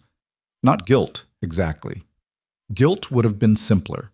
This was the look of a man who had made a series of choices that had each felt necessary at the time and had arrived somewhere he hadn't planned to arrive. He looked at Nadia. She was standing at the edge of the kitchen, still in her coat, her hands at her sides. He looked at her for a moment. "Miss Mercer," he said, "I'm sorry you're involved in this." "I'm sorry too," she said. "Tell him what you know." Vincent looked at Dante. Dante said, "Talk, what?" Vincent sat at the farmhouse table. He did not ask for water or coffee or anything else. He put his hands flat on the surface, both of them, visible, and he looked at the grain of the wood for a moment, and then he looked up. "Your father knew Gerald Mast for 22 years, he said, from before you were born. Mast was the architect of the financial structure that let this organization grow past a certain point. He didn't run anything. He built the infrastructure that made running it possible, the holding companies, the currency flows, the institutional relationships." He paused. "Your father understood what he was building. He was not naive about it." "I know my father wasn't naive," Dante said. He was standing across the table. He had not sat. "What you don't know," Vincent said, "is that 8 years before he died, your father tried to get out of the arrangement." Vincent's eyes were steady. "Not the organization. He wanted to keep the organization. He wanted to sever the relationship with Mast's network, with Pierce, with the system that had grown up around us." He breathed. He had been watching for 3 years what Pierce was building, and he understood that what Pierce wanted wasn't a useful criminal organization. What Pierce wanted was a controlled asset, permanently, no exit terms. And your father was not a man who accepted arrangements with no exit terms. Dante's jaw was tight. His hands were at his sides. What happened? Mast told him it wasn't possible, that the information exchange had gone too deep, that the organization knew too much about Pierce's network, and Pierce's network knew too much about ours, that the only stable arrangement was continued mutual dependence.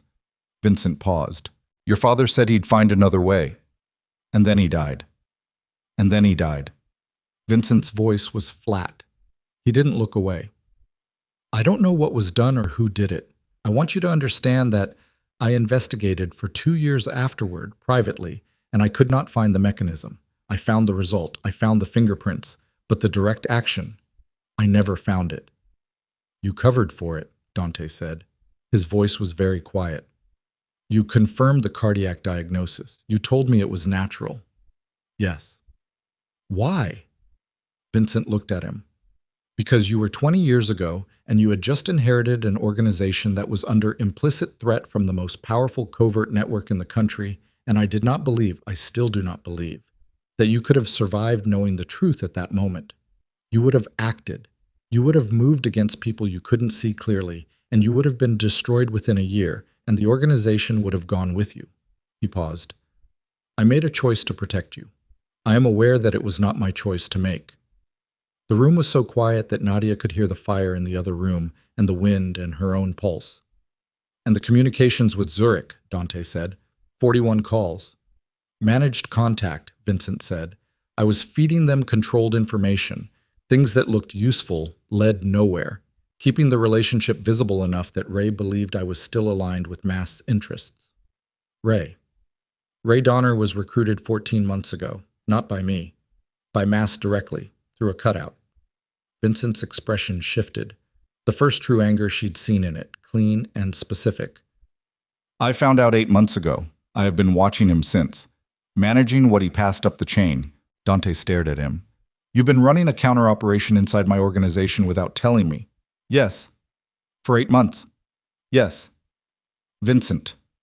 Dante's voice broke open slightly on the name, a small fracture in the controlled surface, there and gone. For 8 months you watched a traitor inside my walls and said nothing. Because I needed to know the full shape of the network before I moved, Vincent said, and because Ray is not the top of the chain. Ray reports to a man named Ellis, who reports directly to Pierce. I needed Ellis. I needed the connection between Ray and Ellis on record, in a way I could use before I could bring any of this to you without it being dismissed as an old man's paranoia. He looked at Dante steadily. I have it now. That's why I'm here tonight. He reached into his jacket. Enzo moved. Vincent held one hand up, open, and with the other extracted a phone.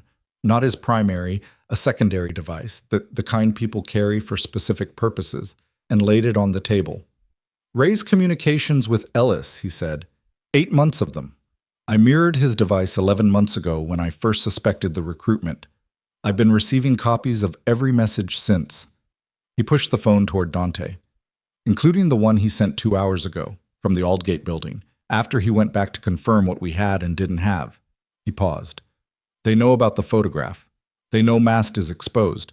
They know you have the girl. He looked at Nadia briefly. And they have moved to the contingency. Dante picked up the phone. He read. His face showed nothing. He handed it to Gideon. Gideon read it. His eyebrows moved. He looked at Dante and opened his mouth and then closed it and looked at the phone again and said, The auction. Yes, Vincent said. What auction? Enzo said. Pierce's network is hosting an event, Vincent said, in 4 days. It was scheduled 6 months ago. A private summit inside a masquerade event at the Carrington Opera House. The public event is a benefit auction. Below it, literally below it, in the sublevels, is a negotiation between Pierce and representatives of 5 major families. Not your family alone. All 5 of the major organizations operating on the eastern seaboard. Dante set the phone down. They were going to offer the families a restructured arrangement, Vincent said. More favorable terms. More autonomy.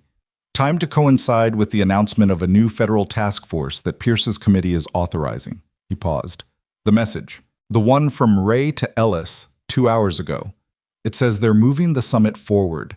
The auction is in 48 hours now, and the terms have changed. Changed how? Dante said. Vincent looked at him with the expression of a man delivering a verdict he didn't write but has to read aloud anyway. They're no longer offering favorable terms, he said. They're presenting evidence to the 5 families that you have been working as a federal informant for the past 3 years. Fabricated evidence. But comprehensive. Designed to trigger an immediate internal response from every family simultaneously. The farmhouse held that. Enzo made a sound, a very small sound, low in his chest. They frame me, Dante said. Every family moves against me at once. I'm eliminated. The organization collapses. The resulting war justifies Pierce's new task force, and Pierce controls the cleanup.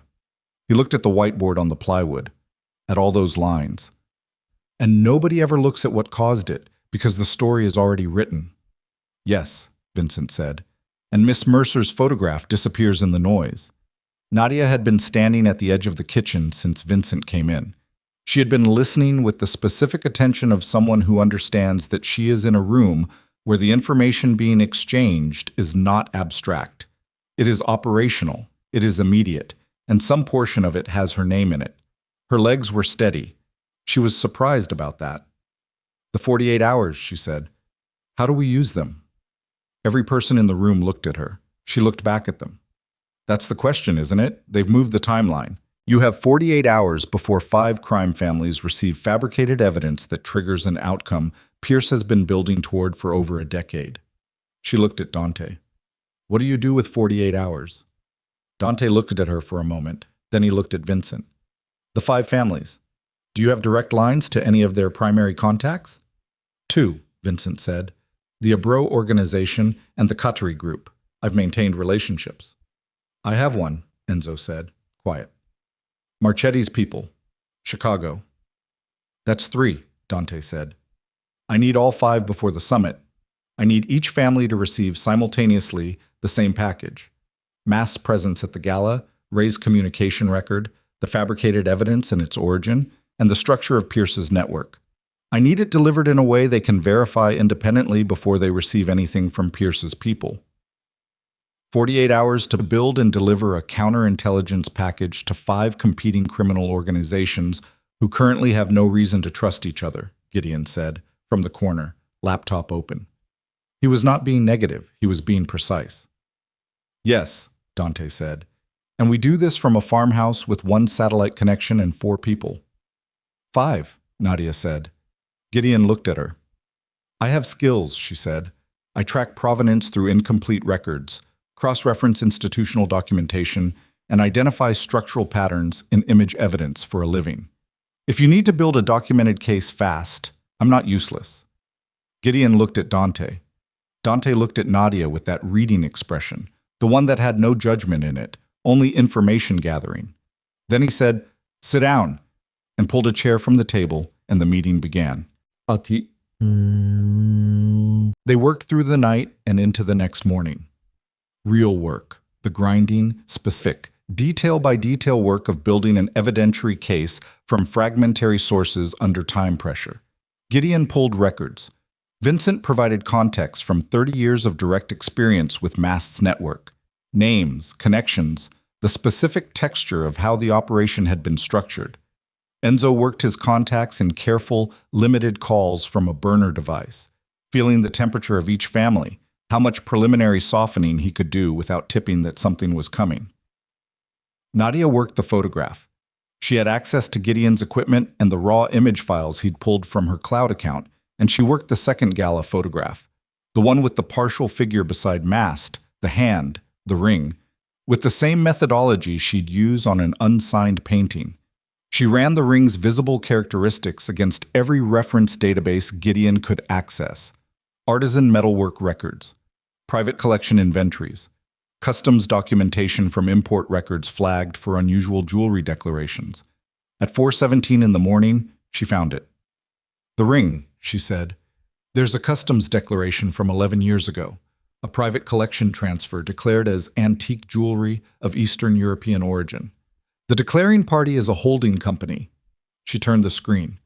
The holding company director of record is a man named Arthur Venn, who is listed in a congressional staff directory from 12 years ago as a senior aide to... She looked up. Harlan Pierce, Gideon finished, reading over her shoulder.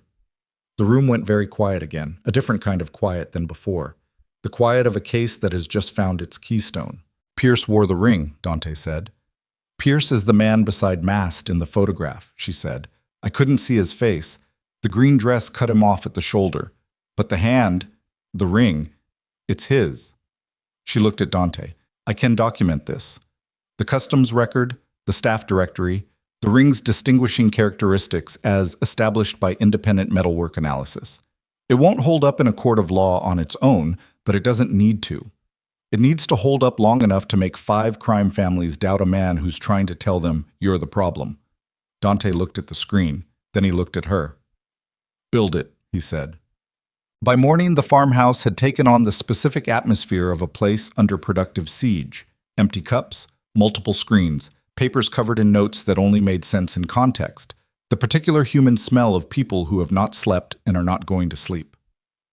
Outside, the 4 men Vincent had brought maintained a perimeter without being asked, because whatever their feelings about the current situation, their job was the physical security of the space, and they understood that.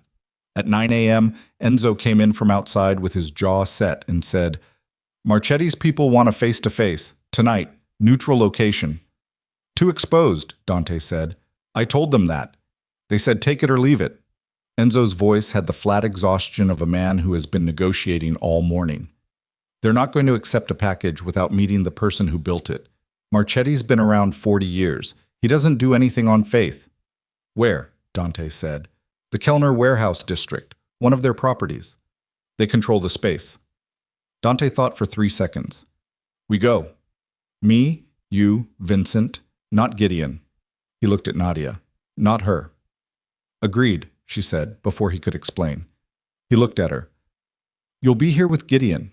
The building is secured. Don't use any device with a cell signal. Don't go, she said.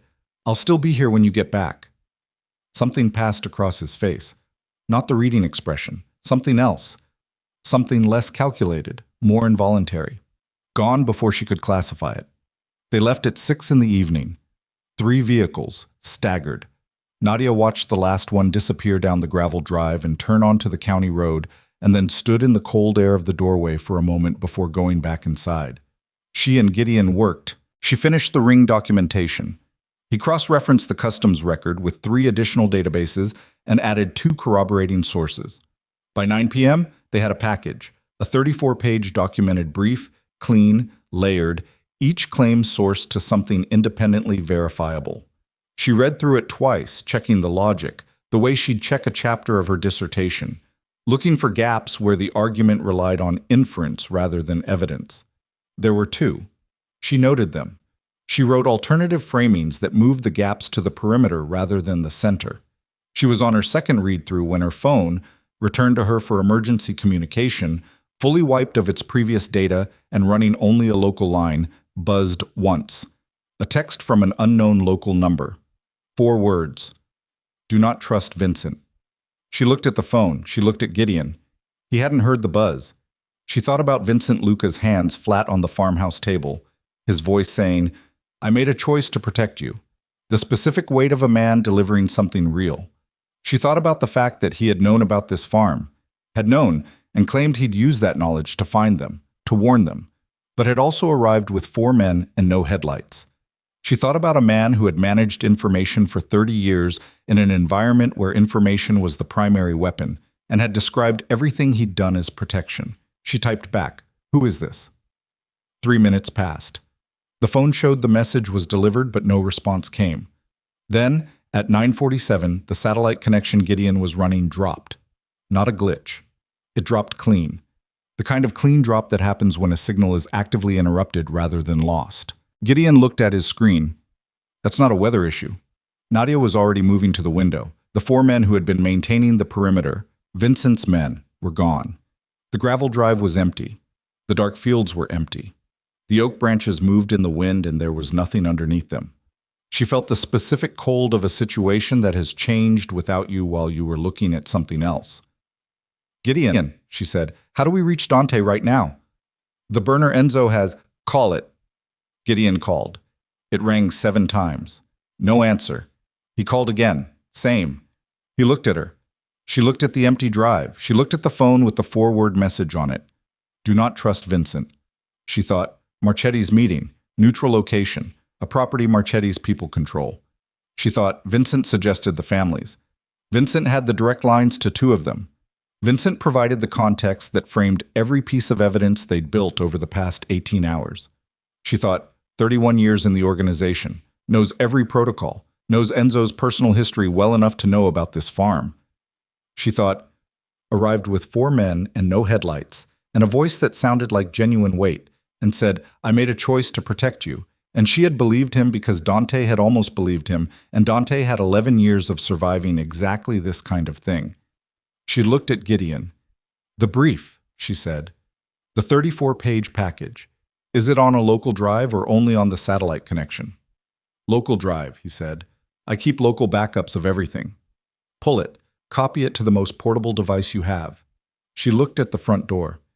And then you need to tell me how to get to the Kellner Warehouse District from here. I'm not leaving you alone, he said. I'm not asking you to, she said. I'm asking you to get the package, get your keys, and drive. Now. She looked at him with the same steadiness she'd felt in the motel bathroom. Different situation, same fundamental structure. This is the thing I have to do. so I'm doing it. Right now, Gideon. He moved. She looked once more at the empty drive, at the dark oak trees, at the place where Vincent's 4 men had been standing an hour ago and were no longer standing. She thought, 48 hours and 36 of them are gone. She thought, one photograph, one wrong number, one mistyped digit. She picked up her coat and followed Gideon out the back. The Kellner Warehouse district was 40 minutes away on empty roads. Gideon drove with both hands on the wheel and his mouth set in a line and did not talk, which was exactly what she needed, because she was running the logic of the past 18 hours over and over in her head, looking for the place where Vincent's account had a load-bearing wall that didn't hold. It was there. She found it 7 minutes into the drive. I found out 8 months ago. I have been watching him since. 8 months. He'd known about Ray for 8 months, and in that time he had not told Dante. He had managed what Ray passed up the chain, but managing information flow in both directions required access to both channels. Ray's outgoing communications to Ellis and mass incoming directives to Ray.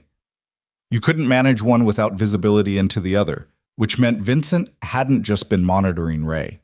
Vincent had been talking to Mast, not 41 times over 11 months, for 31 years. She looked at the road going past and thought, he didn't come to the farmhouse to warn Dante. He came to the farmhouse to deliver him. The Marchetti meeting was the box. Neutral location, controlled space, the 5 families receiving their package from a man who arrives accompanied by the architect of their betrayal. She thought, Dante knows. He must know. He's had 20 minutes in a car with Vincent, and he has 11 years of reading people in exactly these situations. She thought, but knowing and being able to act on it are not the same thing inside someone else's building with their people around you. She looked at Gideon. Do you have any contacts in the other families? Not Dante's, yours, he thought. One, maybe. An analyst I worked with years ago who moved to the Abro organization. Would he take a file transfer from you directly, tonight? I don't know. Find out. She looked at the road. The warehouse district was beginning to show on the horizon. Low buildings, industrial lighting, the particular geography of a city's working edge. Because if Dante is walking into what I think he's walking into, the only way to pull him out is if the other families already have the package before that meeting concludes. Before Vincent can frame what they're seeing, she turned to Gideon. If all 5 families receive the evidence independently, simultaneously, Pierce's fabricated story lands in the middle of a room where everyone already knows the alternative. The meeting becomes something Vincent can't control. Gideon drove. He was thinking. She could see it. The calculation running behind his eyes, the same kind she'd watched Dante do, but quieter, less visible from the outside. There's a problem, he said. Tell me. If I send the package from this device using any connection, it can be traced. Location, timing, sender. Anyone watching the communication channels, and Pierce's people are watching, will know where we are and where the package came from. How long does a trace take? Depends on the channel. Fastest, 40 minutes. Slowest, 40 minutes is enough, she said. Send it. All 5 families if you can reach them. Send it the moment we have eyes on Dante inside that building. Gideon was quiet for a moment. You understand what happens after we send it? Yes, she said. Every hostile party with access to Pierce's communication network knows our position within 40 minutes. And we're in a car with no security. I know. He drove. She watched the warehouse buildings getting larger, the street grid tightening, the industrial yellow of overhead lights, replacing the darkness of the county road. Why are you doing this? Gideon said. Not challenging, genuinely asking. She thought about that. She thought about a dissertation chapter in a library book overdue. And Marcus, her brother, who had a go-bag by his front door and slept soundly because he trusted the fundamental decency of the world to hold its shape around the people he loved.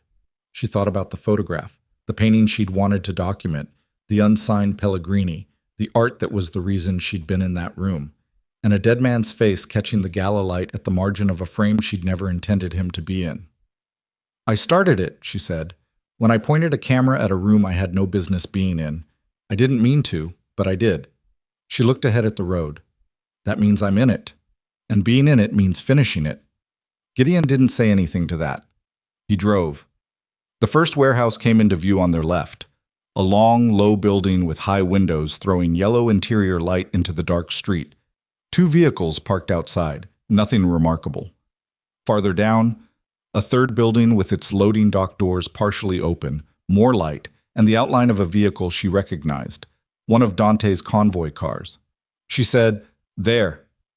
Gideon killed the headlights and rolled the last 100 meters on momentum and stopped against the curb. They sat for a moment. "When I tell you to send it," she said, "send it." "And in the meantime?" She looked at the building, at the light coming through the high windows, at the silhouette of a figure moving across the glass. Two figures, then three. She opened the car door. "In the meantime," she said, "I'm going to need a way in." And for the first time since the motel, since the bathroom floor and the locked door and the man in the gray suit who had promised her death before sunrise, she felt something that was not calm exactly, but was adjacent to it. The specific, stripped-down clarity of a person who has moved past the point of deciding whether to act and has arrived at the point of simply acting, one step at a time, one breath, one door. She crossed the street toward the warehouse with the cold air of a November night against her face and the 34-page brief on a drive in Gideon's pocket, and the knowledge that somewhere inside that building, the most feared man in America was standing in a room built to be his last. The side door of the warehouse was unlocked. Not carelessly unlocked, deliberately. The latch was disengaged, but the door sat flush in its frame, appearing closed from any distance. Someone had left it that way recently enough that the metal was still warm from a hand. Nadia pushed it open 2 inches and stood in the gap and listened before she went through. Inside, the low frequency of multiple voices, indistinct, coming from somewhere deeper in the building. Concrete floors. High ceilings with industrial beams throwing shadow over everything below the overhead lights. Rows of steel shelving, empty, and the particular smell of a space that had held things for a long time and recently been cleared out.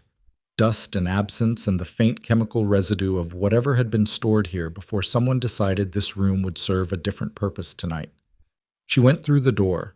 She stayed close to the shelving and moved toward the voices. What she found, rounding the second row, was a space that had been arranged with chairs, 8 of them, in a rough arc, and a central area of bare floor under the brightest overhead cluster. 6 men she didn't recognize. Enzo standing off to the left with the posture of someone who has been disarmed and is managing the experience with extreme discipline. Dante, in the center, standing, not restrained, not visibly threatened, just standing in the particular stillness of a man who is calculating in real time and has not yet found the number he needs.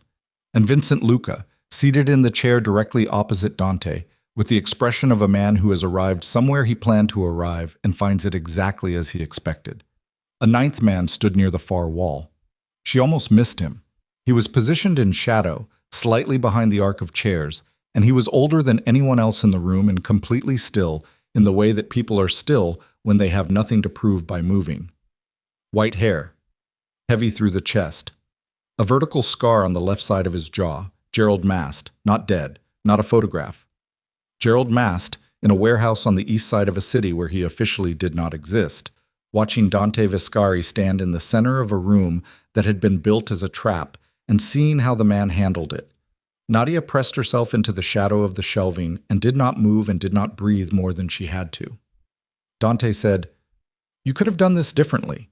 Vincent said, "There wasn't a different way to do it, Dante. You could have come to me 10 years ago and said what? That your father was killed by a network that controlled 2 federal agencies and a sitting senator?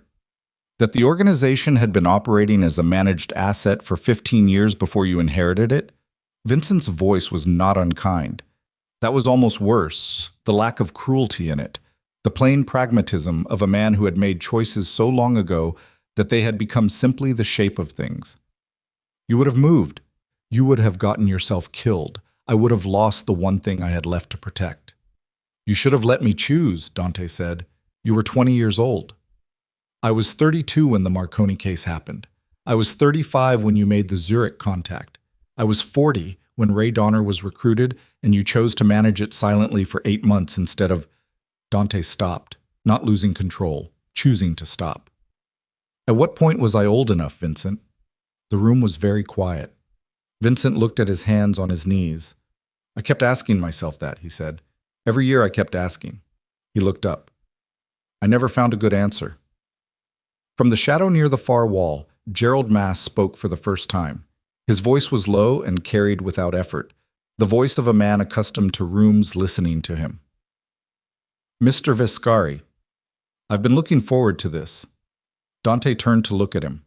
He looked at Mass the way he looked at everything, completely, without visible reaction, the full attention of someone who is deciding rather than reacting. You're shorter than your photograph, he said. Something that might have been amusement crossed Mast's face. Your father said something similar. When? The last time I spoke with him. 3 months before he died. Mast moved then, slowly, stepping out of the shadow toward the light. He was angry. He'd been angry for 2 years by that point, since he understood the full structure of what had been built around him. He was not a man who accepted having something built around him. No, Dante said. He wasn't. Neither are you. I've watched you for 11 years, and that's the single quality you share with him that I find most admirable is the wrong word. Inconvenient. Mass stopped a few feet from the edge of the circle of chairs. He found a lawyer. Did you know that? In the last 3 months. A federal attorney he believed he could trust. He was building a case, not against his own organization, against the network surrounding it, against Pierce's structure. A pause. We found the lawyer before the case was complete. Dante's jaw tightened by a fraction. What did you do with the lawyer? Nothing dramatic. Retirement, relocation, the appropriate encouragements toward a quieter life. Mass's voice was without apology. Not aggressive, simply honest in the particular way of men who have operated beyond accountability for long enough that honesty costs them nothing. Your father was more difficult. He had already moved copies of what he'd compiled to 3 separate locations. It took 6 weeks to find all 3. And then he died of a cardiac event. Then he died. The silence that followed had a specific density. Nadia, pressed into the shelf shadow 30 feet away, felt it like pressure against her sternum. Dante said, You came here tonight to offer me what he refused. I came here tonight because the situation has changed, Mass said. The photograph created an exposure we hadn't planned for. Miss Mercer's continued existence creates a thread that, if pulled, creates problems we'd rather not manage. He looked at Dante steadily. I'm offering a restructured arrangement, genuine autonomy for this organization, an end to the managed relationship, clean separation, properly documented, with enough mutual insurance on both sides to make the arrangement stable. In exchange for the photograph, all copies, Miss Mercer's cooperation in confirming that the image was not what it appears to be. A signed statement from you acknowledging the cloud backup was corrupted prior to her identifying the subject. Mast paused. And a year of transitional cooperation while the network reconfigures around the exposure. After that, you operate freely. No Pierce, no oversight, no managed assets. Dante looked at him for a long time. My father was offered something similar, Dante said. Your father was offered nothing, Mast said, and for the first time the voice had an edge. Not anger, something older than anger, the residue of a decision that had been made and couldn't be unmade and had to be lived alongside. Your father made demands. There's a difference. He paused. I'm asking you, not demanding of you. Because the photograph changes your leverage. Because I'm 68 years old, Mast said, and I am tired of building things that collapse because one variable wasn't accounted for. You are the variable I didn't account for. He looked at Dante with an expression that was, impossibly, something close to respect. You received a wrong number in the middle of the night, and in 48 hours you've dismantled a structure that took 30 years to build. I want that working with me, not against me. The room breathed. Dante looked at Vincent. Vincent was watching him with the expression he'd worn since the farmhouse. Not guilt and not pragmatism, but something between them that didn't have a clean name. Dante said, Vincent, did he offer my father cooperation or demands? Vincent looked at him. Demands, he said after a moment. From the beginning. And you knew he would offer me cooperation. A pause. I suspected.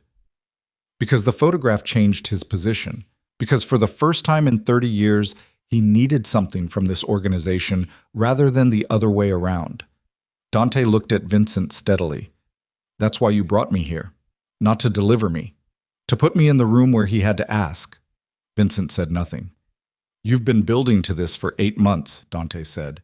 Since you found out about Ray, you let the situation develop to the point where his exposure was complete enough that his only remaining option was a direct negotiation from a position of weakness.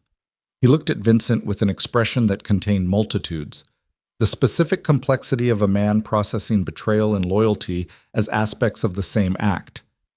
You put me in the trap so I could see what was in it. I needed you to hear it from him directly, Vincent said. Not from me. If I'd told you, you would have acted on incomplete information and lost. He paused. In the room, with his own words, you have everything. The 6 men around the perimeter were watching this exchange with the attention of people who are not entirely sure what they're witnessing and have concluded that waiting is the safest response. Enzo, off to the left, had shifted his weight by a degree. She caught it. A slight lean forward, a reorientation. He was preparing for something. Dante turned back to Mast. No, he said. Mast looked at him. I won't sign anything. I won't confirm anything. And Miss Mercer's statement is not mine to offer. Dante's voice was level, not raised, not heated. The temperature of a man who has made a decision and doesn't need volume to make it real. You're going to leave this building tonight. Not because I'm letting you go, because I'm choosing not to start what starting something with you tonight would start. Not here, not with these people present, not without the groundwork that makes the outcome certain rather than probable. He looked at Mast steadily. But this is the last conversation we're going to have where you're operating under the assumption that I don't know what I'm dealing with. Mast looked at him for a long moment. And if I decline to leave? Then we find out what happens next, Dante said. And I think we both understand that the outcome of that is less predictable than either of us would prefer. The room held that. Then Nadia's phone buzzed in her coat pocket. The sound in a room that quiet was like a stone dropped into still water. Every head turned toward the shelving. She closed her eyes for 1 second. Then she stepped out. Every person in the room looked at her simultaneously.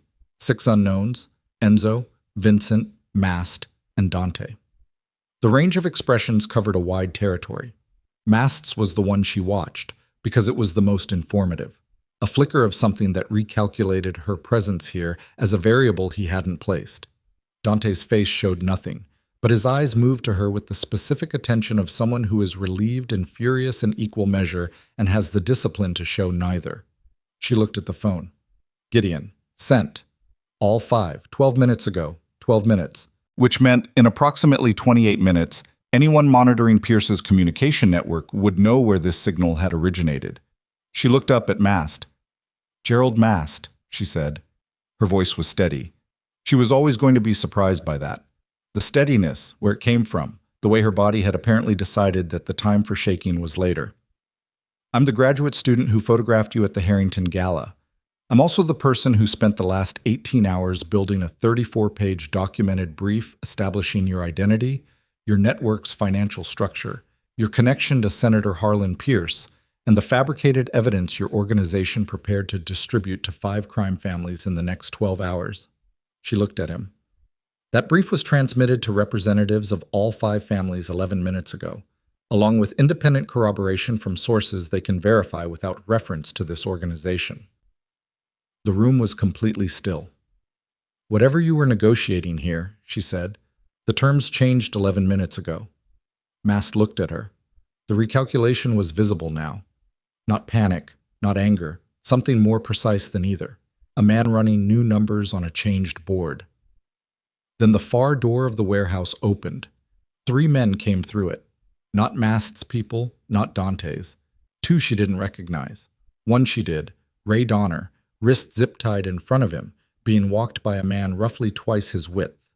Enzo made a sound. Dante didn't.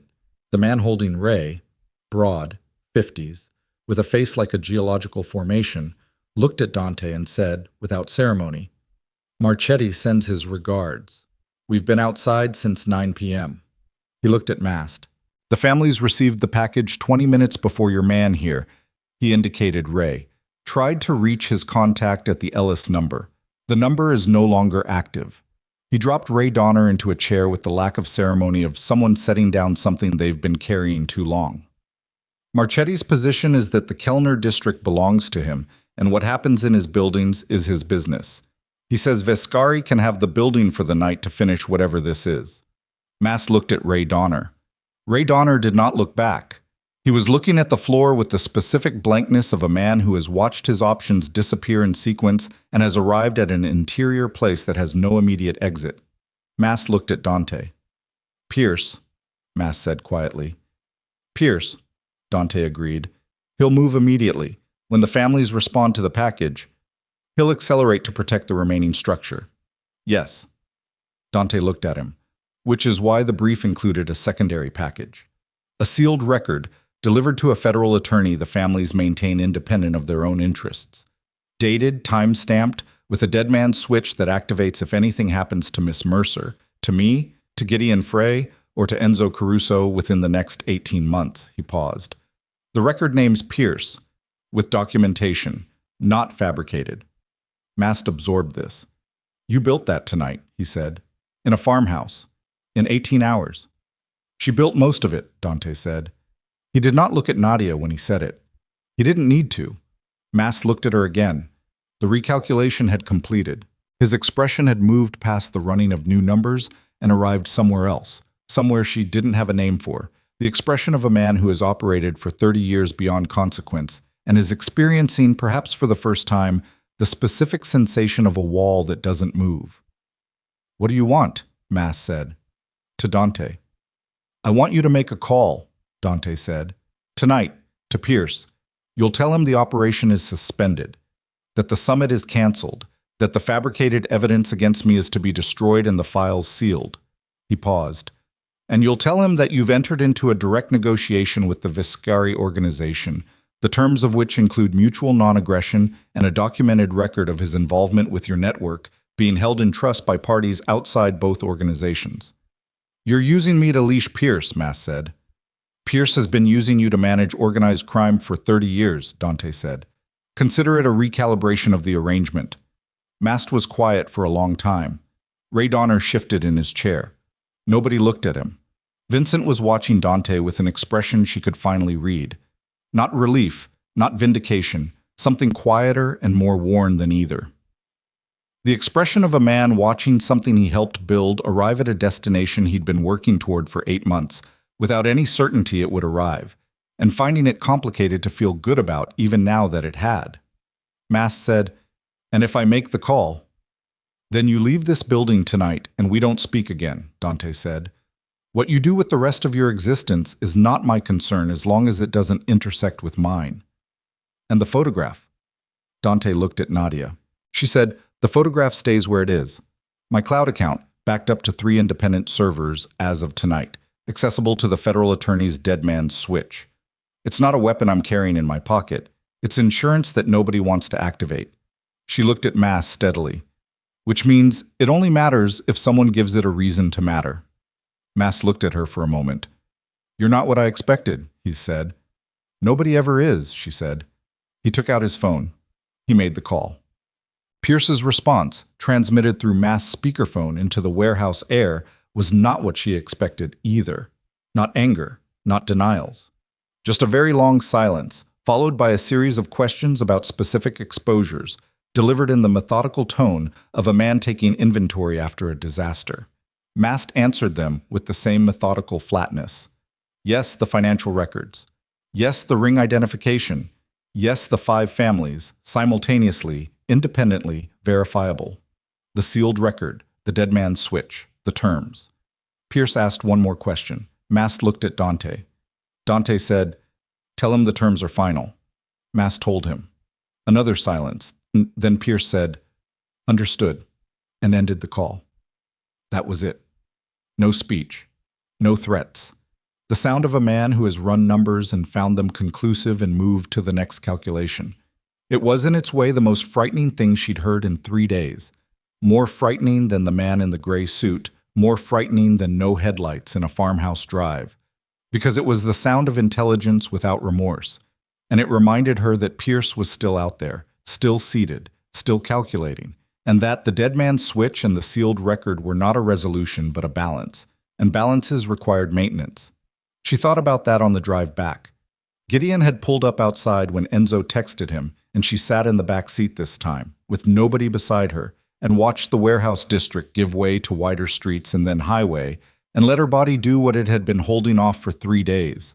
The slow, comprehensive shutdown of the adrenaline system, the way every muscle decided simultaneously that it had been working overtime and was now presenting the bill. Her hands shook for about 4 minutes. She let them. She stayed 2 more days in the city. Dante offered longer and she declined because longer started to become something else. And she was clear-eyed enough about what the past 3 days had been to understand that the clarity of them, the stripped-down, no alternative directness of surviving something, was not a foundation. It was a fire. And fires were not the same as warmth. The formal debrief happened in a neutral location, a law firm's conference room that the federal attorney had arranged, with Gideon present, and Nadia's account recorded and signed and added to the sealed record. She described everything: the photograph, the gala, the motel, the chain of events from the wrong number forward. She described it with the same precision she'd bring to a provenance document: dates, details, the specific texture of what she'd witnessed, no embellishment, no compression.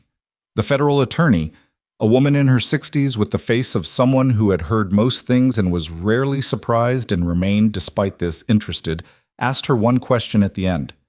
"Is there anything you want from this process? Protection, compensation, relocation?" Nadia thought about it.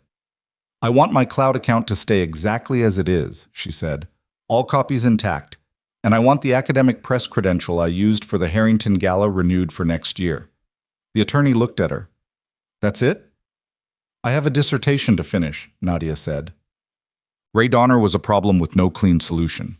He knew too much to be released into the general population, too little to be useful to the federal attorney's sealed case without corroboration, and had the specific moral position of a man who had made choices for money that he might or might not have made for ideology, which made assessing his future behavior complicated. He was moved to a location she was not told about, by people she was not introduced to, and the implicit understanding was that the problem of Ray Donner would be managed through the same mechanism of mutual insurance that managed everything else. It wasn't justice. She knew that. She held it the way you hold things that aren't clean and can't be made clean, not comfortably, but honestly. Vincent Luca was different. Dante did not forgive him, exactly. She didn't think forgiveness was the right frame for what passed between them in the 2 days after the warehouse.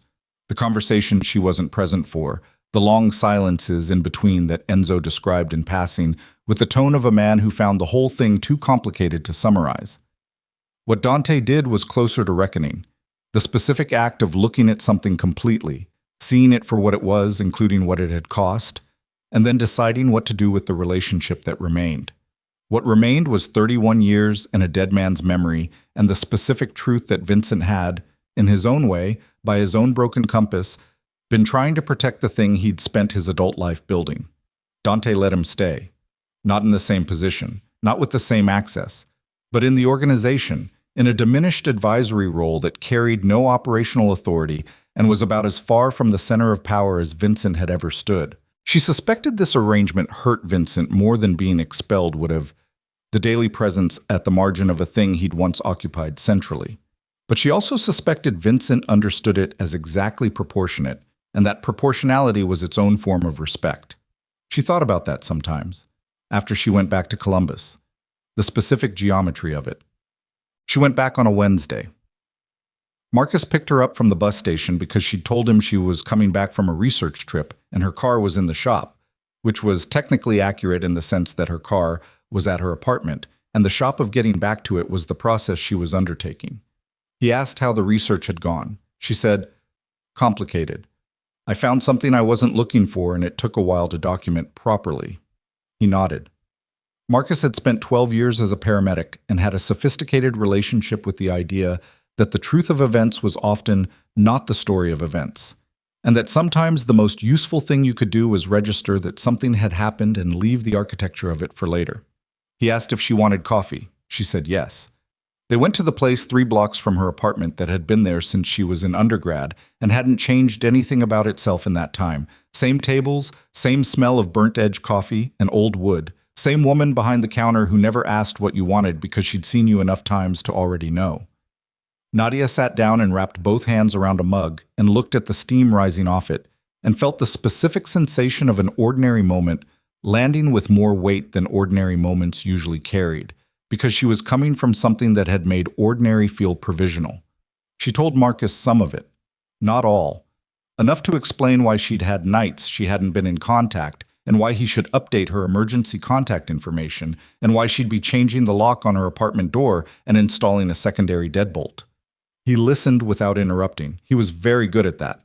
When she finished, he was quiet for a moment, and then he said, "The text. The one you sent to the wrong number." "Yes." What would have happened if he'd ignored it? She thought about that.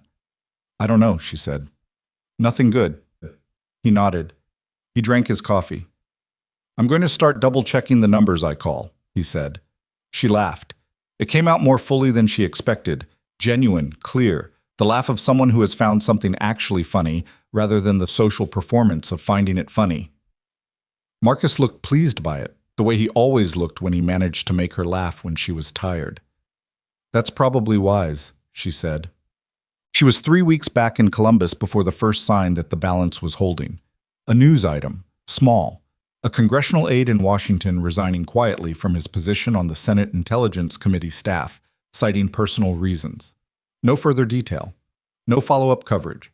The kind of story that doesn't accumulate momentum because it doesn't have a visible shape. She recognized the aide's name from the Crestline Group's dissolving paperwork. She said nothing to anyone about the connection. She filed it in the same interior place she was building for things that were true but not narratable. A category of knowledge that required housing but not display. A week after that, a brief item about the Harrington Foundation announcing a transition in its board leadership. Same thing, small, shapeless, the story of an institution doing administrative housekeeping that nobody found interesting enough to investigate. She recognized the outgoing board member's name too. The network was dismantling itself from the edges inward. Not dramatically, not in headlines. In the quiet, procedural way that things built outside the public record returned to invisibility. One resignation, one transition, one less connection between the name and the thing it had been connected to. She thought about Pierce, still seated, still calculating. A man who had survived 30 years of complexity and would not be ended by a sealed record and a dead man's switch. He'd be managed by them, constrained by them, but he would continue. Men like Pierce continued because the system that had produced them kept producing the conditions in which they could operate. And the most that anyone with a documented brief and a 34-page case could do was reduce the radius of that operation and ensure that the cost of expanding it again was prohibitive. It wasn't justice. She held that. Honestly. But Gerald Mast had made a phone call from a warehouse in the Kellner district, and the summit had been canceled, and the fabricated evidence had been destroyed, and 5 crime families had received a simultaneous account of a conspiracy that had been shaping their operations for 15 years without their knowledge. And the war that had been engineered to consume them had not occurred. And Nadia Mercer was sitting in a coffee shop in Columbus, working on Chapter 4 of her dissertation about transitional patronage networks in Northern Italian painting. She found the arithmetic roughly acceptable. Dante called once. 3 weeks and 4 days after the warehouse. She picked up because she'd known the call was coming and had already decided she would pick up. He said, "How's the dissertation?" She said, "Chapter 4 is difficult. The attribution question is more complicated than I originally framed it." "Attribution usually is," he said. A short silence. "Comfortable enough." She said, "The network is clearing its edges." "I've noticed," he said. "Pierce is being managed," he said. "The way things like that get managed, which is imperfectly and with ongoing attention." A pause. "He won't move on you. The record makes it prohibitive." "I know." She looked out the coffee shop window at the November Street. "How is Enzo?" "Tired," Dante said. "He says tired. What he means is fine." "And Vincent?" A pause slightly longer than the others. "Present," Dante said. Which was, she understood, the entirety of the answer. She said, "I think what you did, letting him stay, was the right thing. For whatever it's worth from someone who didn't have to live with your father's death." He was quiet for a moment. "It's worth something," he said. Another silence. "The phone I gave you," he said. "I have it." "Keep it," he said. "The number is still live." She looked at the coffee shop window. at the gray Columbus November going about its business outside it, at the ordinary people walking past in coats, carrying bags, moving through their mornings with the particular taken for granted quality of people who had not recently been in a motel bathroom at 2 a.m. with someone on the other side of the door. "I'll keep it," she said. She meant it. She wasn't entirely sure what she meant by it beyond the literal, and she thought that was probably the honest position, to mean what you said without over-constructing what it meant, to leave some things at their actual size rather than the size of what they'd been adjacent to. They said goodbye the way people say goodbye when the call has no particular reason to end, but also no particular next thing to say, simply without ceremony. She put the phone down on the table next to her coffee and her open laptop and the Chapter 4 draft with its margin notes and its unresolved attribution question, and she sat for a moment looking at all of it. One wrong digit. She thought about that.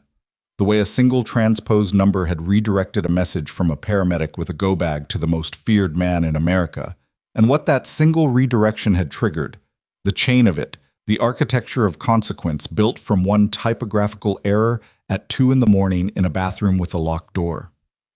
She thought about the Pellegrini painting she'd been trying to document when she took the shot, unsigned, unattributed, sitting in the background of a photograph that had become something else entirely. She'd never gotten a clean image of it. She still didn't know if it was genuine. She pulled up a new tab on her laptop, looked up the Harrington Foundation's collection inventory. The gala had featured pieces from a private European collection, catalogued but not fully published. The painting was listed, attributed to a follower of Pellegrini. Condition? Excellent. Owner? The Harrington Foundation. She looked at it for a moment. Then she added a note to the margin of Chapter 4. Attribution question often persists regardless of outcome. The value of the work exists independently of our certainty about its origins. She read the sentence back. She thought that it was about the painting. She thought it was probably about a few other things too. She picked up her coffee. She went back to work. Across the city, across the country, in the quiet offices and quieter conversations where the real business of power had always been conducted, the legends settled into the particular form that legends take when they can't be spoken publicly, passed from one careful voice to another, in rooms with no recording devices, between people who understood what it meant. The story went, a mistyped number, a graduate student, a photograph of a dead man at a charity gala, and the 48 hours that followed in which a single wrong digit unraveled 30 years of architecture so completely that the man who had built it made a phone call from a warehouse and walked out into the night with nothing left to protect. Nobody told the story whole, nobody had all of it. Only that somewhere in Columbus, a woman was finishing a dissertation. Only that somewhere in a city with no name on the building, a man who didn't sleep was 4 hours into his nightly 3. Only that the balance held, imperfectly, with ongoing attention, at a cost that couldn't be fully tallied because some of the costs were the kind you discovered gradually, in the months after, when the ordinary resumed and you learned what had changed underneath it.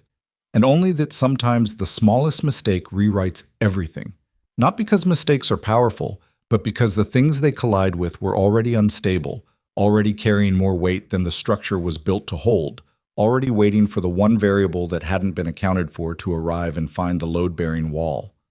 One number, one photograph, one woman who looked at details for a living and happened to be looking at the right frame at the wrong moment. The rest was just what followed.